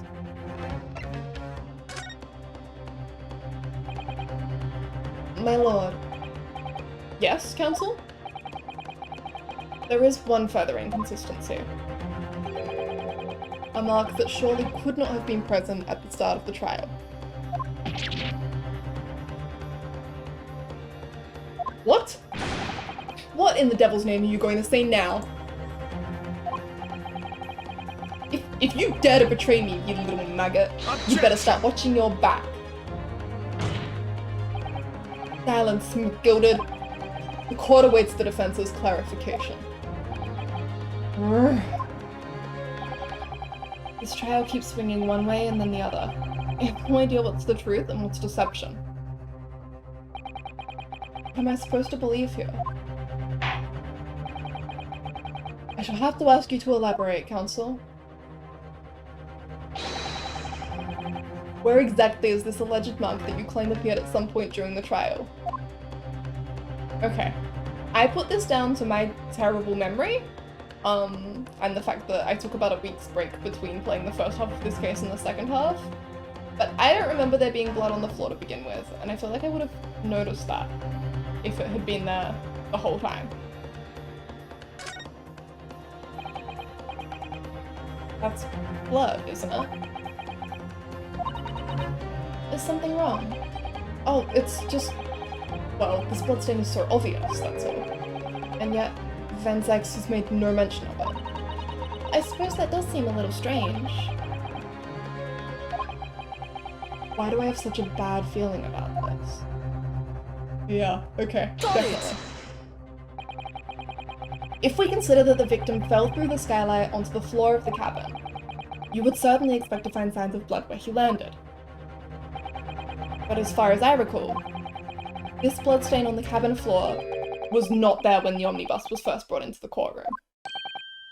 Good lord.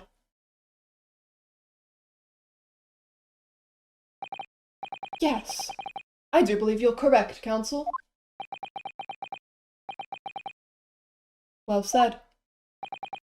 Although, as advocate for the defense, one might say that was a very careless slip of the tongue. Good deep breath. I believe that bloodstain on the floor is a decisive piece of evidence. But if the question is whether that evidence is genuine, or whether it was unlawfully fabricated by someone, I feel compelled to admit that there's at least a possibility that the evidence is fake.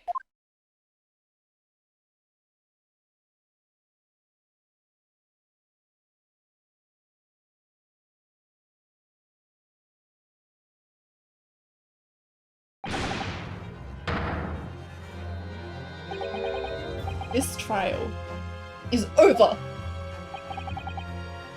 Mr. McGilded? I've done everything I possibly can to cooperate with the court, but it's all over now. But you're the defendant. It's over, I tell ye.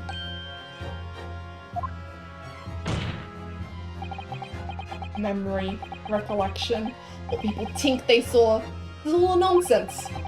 Facts are what counts, and the fact is that bloodstain is there. Now. Well... And over the course of this desperate trial, long and extremely drawn out as it has been, that good for nothing Reaper of the Bailey has failed to present any decisive evidence at all. He's got those insane fisheye lens eyes, right? I think he's fabricated the evidence, but I still don't think that he's the one who did this. I'm scandalized, so I am. I thought better of Lord Van Zykes. Well, my lord,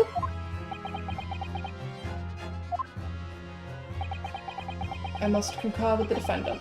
The unaffirmed recollections of an individual cannot stand as evidence. At this moment in time, the particular bloodstain in question is very much inexistent, and in the absence of any credible method by which to prove its alleged previous non-existence, I regret to say that it would be improper for this trial to continue. Your lordship can't be serious. Lord Van Zykes, what is your position? The prosecution, my lord, has no further witnesses or evidence to present. Very well. In that case, as I believe we've explored every possible avenue in this matter, I shall proceed to my adjudication. As a formality, I am of course obliged to confirm with the defense first. What formality?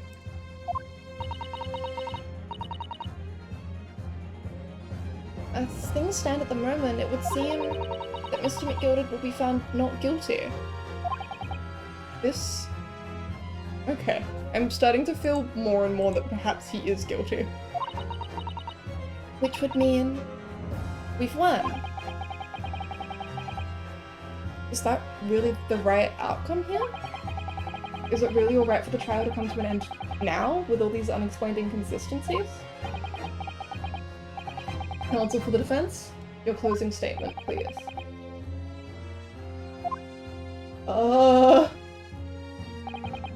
Yes, my lord.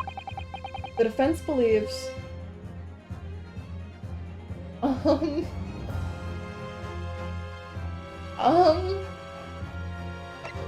Don't lie. That's always the right answer, right? Don't lie. You could be guilty right now. I am here in this courtroom today to advocate for the defense of my client, Mr. McGilded. However, at this moment in time, I cannot in all good conscience attest fully to the defendant's innocence. What are you saying, man? Without any question, there is no conclusive evidence to prove that the defendant is guilty. However, there is also no conclusive evidence to prove that he is innocent. Good gracious me. Okay, I feel good about that. That was the right thing to do, morally. Order! Order! This is unprecedented behavior, counsel. A defense lawyer calling the accused innocence into question. Are you of sound mind?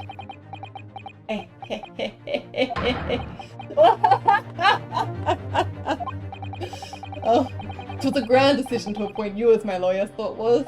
Grand decision. What? I must say, I didn't expect quite such an exciting spectacle at the end there, but still. Here, have this for your troubles. Ah! Your job here is done, fella, and some fine work you've done, so you have? What do you mean? 'Tis just as the right honourable gentleman so succinctly put it afore. The trial can't go on anymore. And your closing statement there was... How did he put it now? Nothing more than a formality.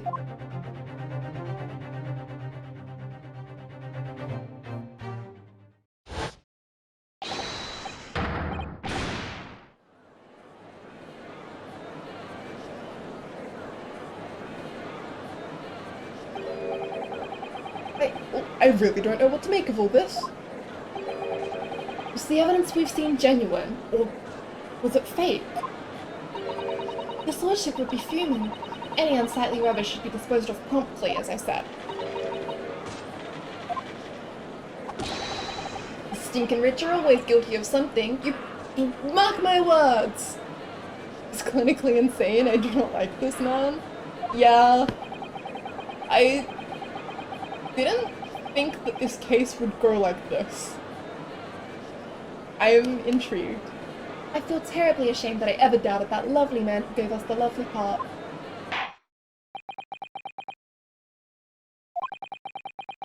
Now that proceedings have unfolded in this way, I am compelled to declare a premature end to this trial. Furthermore, the court must accept the defendant's plea.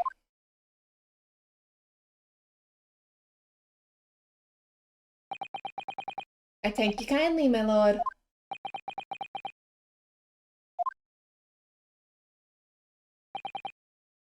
I hereby pronounce the verdict of this court. Objection! but we still haven't determined if the bloodstain in the omnibus is genuine or not. We don't know if these witnesses are telling the truth or a pack of lies. We have no idea about the truth. Lord Van Zykes? My lord? The case made by the prosecution was flawed, plain and simple. If indeed the omnibus presented as evidence was tampered with, the prosecution is at fault for allowing such a disgraceful perversion of justice to take place. My sincerest apologies, my lord. Objection! But wait! When we were evacuated from the courtroom, Lord Van Zykes ordered the evidence to be secured. I'm afraid the prosecution cannot shun responsibility in this matter. That's so unfair! The culpability of the defendant has not, at the present time, been established by this court. Consequently, the jury will not be required to proffer judgment. What?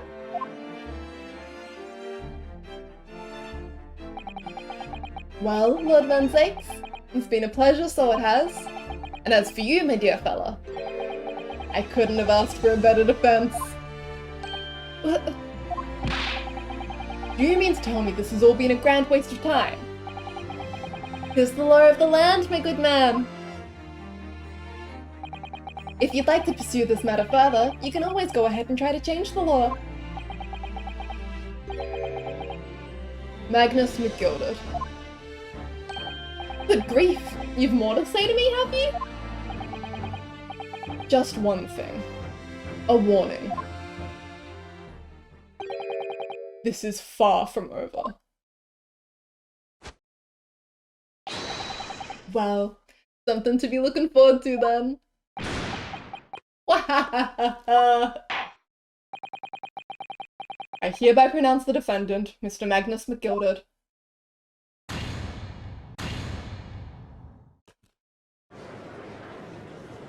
I do not feel like this verdict deserves celebration.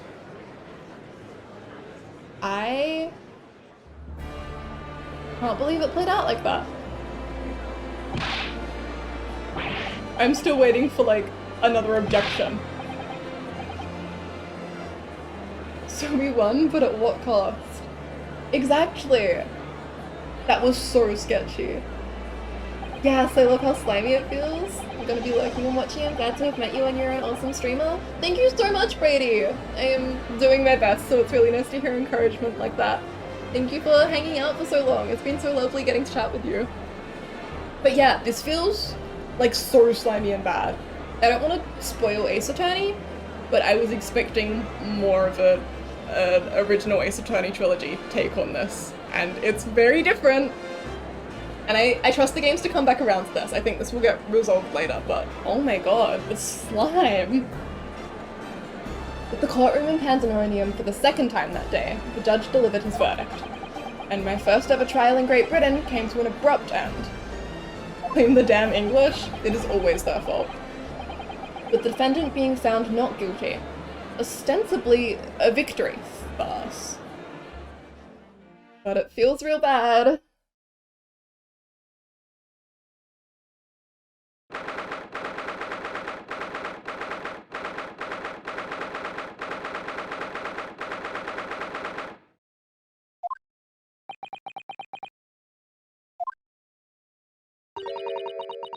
That certainly was a long trial.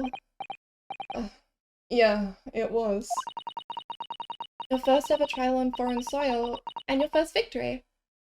It was a wonderful performance. My heartfelt congratulations. And to you, Ms. Susato. Thank you for your assistance. I suppose we should be happy. Same, my sweetie and I streamed this after playing most of the other Ace Attorney games, and this game really proves its departure from the others in this trial. Like, for sure. I mean, you come in and you see the jury system, you're like, wow, this is different to normal Ace Attorney. But, I don't know, even knowing how Ace Attorney handles guilty clients and the obligation of the defense, this felt fucked up. Which is cool. I like that it is so slimy. And I've heard that these games are just as good as the trilogy, if not better, so I have faith that it will all come around. The trouble is, we're still completely in the dark about what actually happened. Well, we didn't have enough time. But isn't it wrong? I mean, who was actually responsible for Mr. Mason's death? We don't even know that. The sole aim of the defense is to obtain a verdict that exonerates the defendant. You carried out your duty to perfection. Aye, that you did. I really like Gina. Mr. McGilded.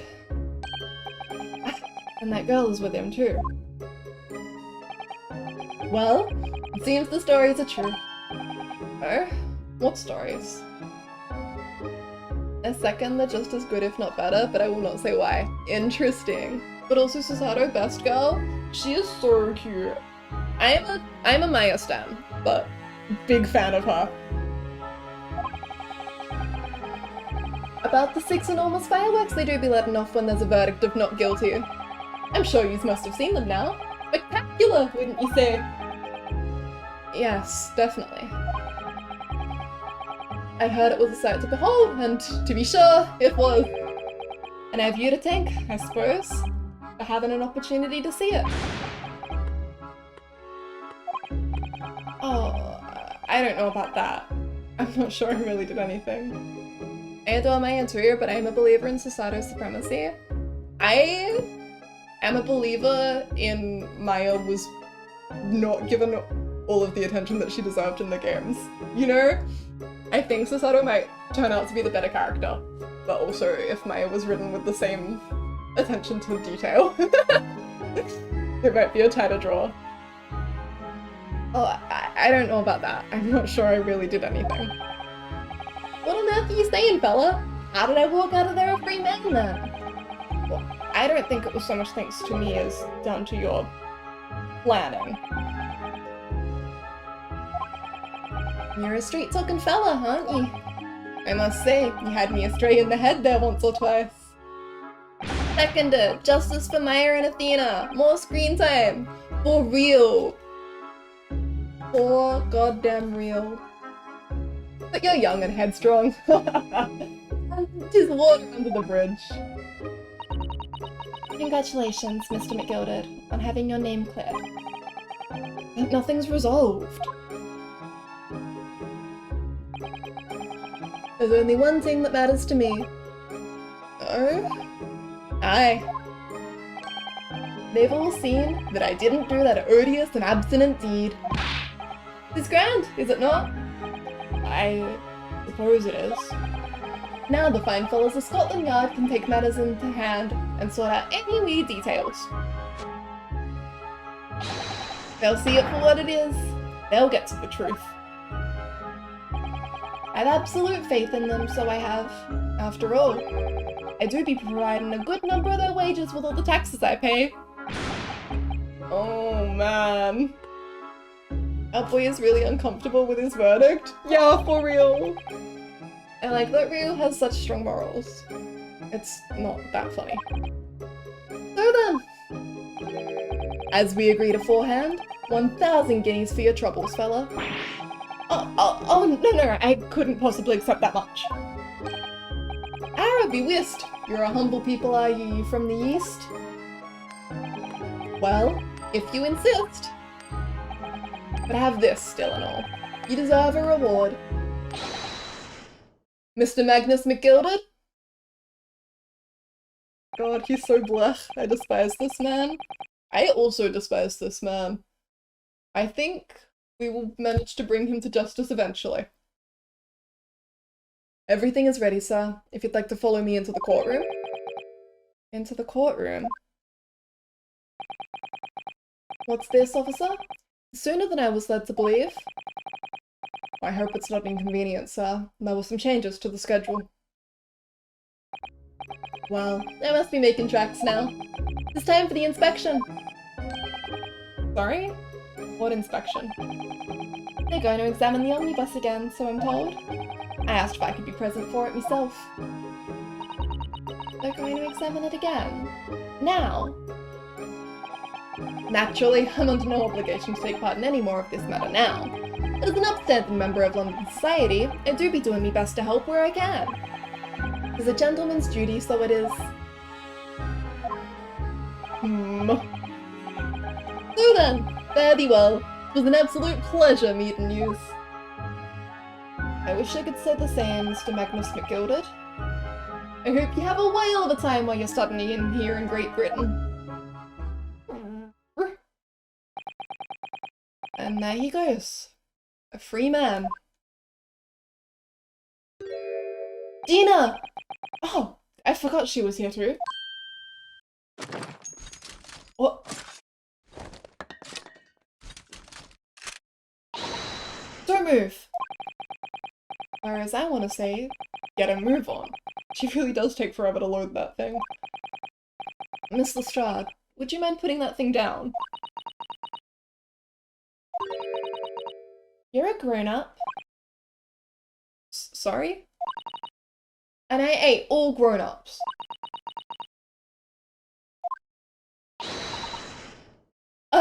There you are! Oh my god! Naughty naughty, running off like that. The theme? The theme song? Is this some kind of picnic? Who's this little girl now? And taking that with you as well. I was looking forward to the trial run of my experimental smoke grenade launcher.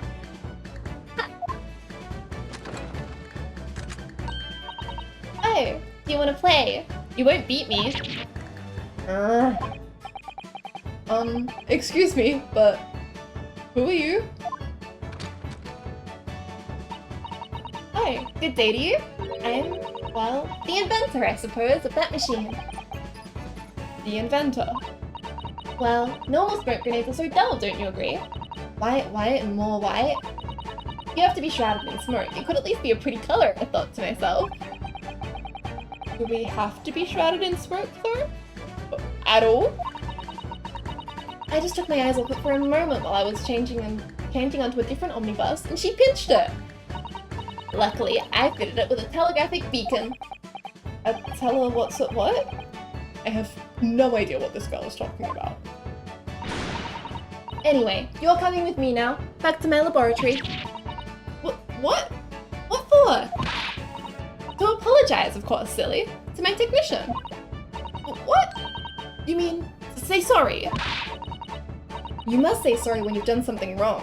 Surely an adult has told you that before. An adult? Well, I don't listen to no adults. Come along then, follow me. Fine, have it your way. Oh good, you see, I knew you'd want to do the right thing in the end. I'm fairly sure that what she wants is not to get shot by that massive gun of yours. Why does she have a rocket launcher? I don't know, but it's cute as fuck. She's so charming.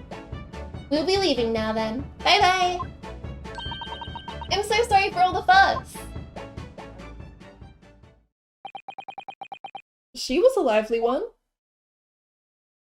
Boss baby. She's cute. Well, do you think perhaps we ought to be on our way now too? Yes, you're right, but where to? Oh. We haven't had time to find a place to stay. No sooner had we arrived in London than we had to rush here. All our travelling cases are still with the bailiff. I was originally planning to spend today in search of lodgings. But at this late hour in the day, I'm afraid we may be out of... luck. Don't worry though, I have a plan. If the worst comes to worst, I've heard of a lovely park where we could spend the night. Please tell me you're not thinking of McGilded Park. I know it may be a little chilly at this time of year, but our youthfulness will see us through. I'm not so sure about that. I think a midwinter London night will breathe a young person solid just as easily as an elderly one. Oh dear, that doesn't sound agreeable. Her little tears? Baby! Now I'm starting to regret turning Mr. McGilded down. That 1,000 guineas would have paid for a lovely warm room. Or mansion.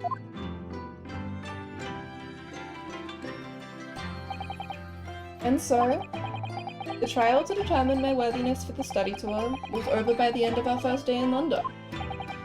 However, as we were soon to learn, there were more trying times ahead. Just as the Reaper of the Bailey had warned, the case was far from over. Uh-oh.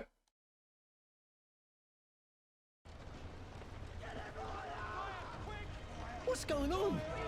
Get the fire brigade! Water! Bring water, quick! What the... How did this happen? I don't know, sir. By the time I got here, it was already engulfed. No one was supposed to be allowed in here before we started investigating.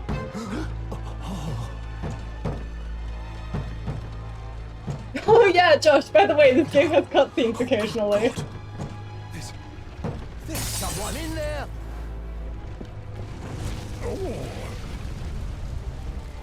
Oh, this can't be. Oh. He's a bit hot, you know? Pun not intended. Who the hell just burnt did... Was that McGilded in there? Who the hell just burnt to death?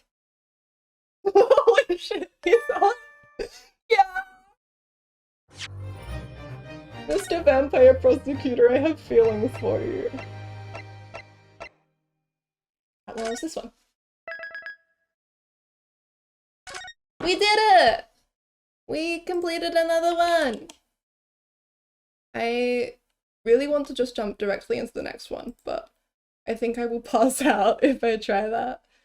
So instead, let me have a look around and see if there's anyone we can rate before I end stream.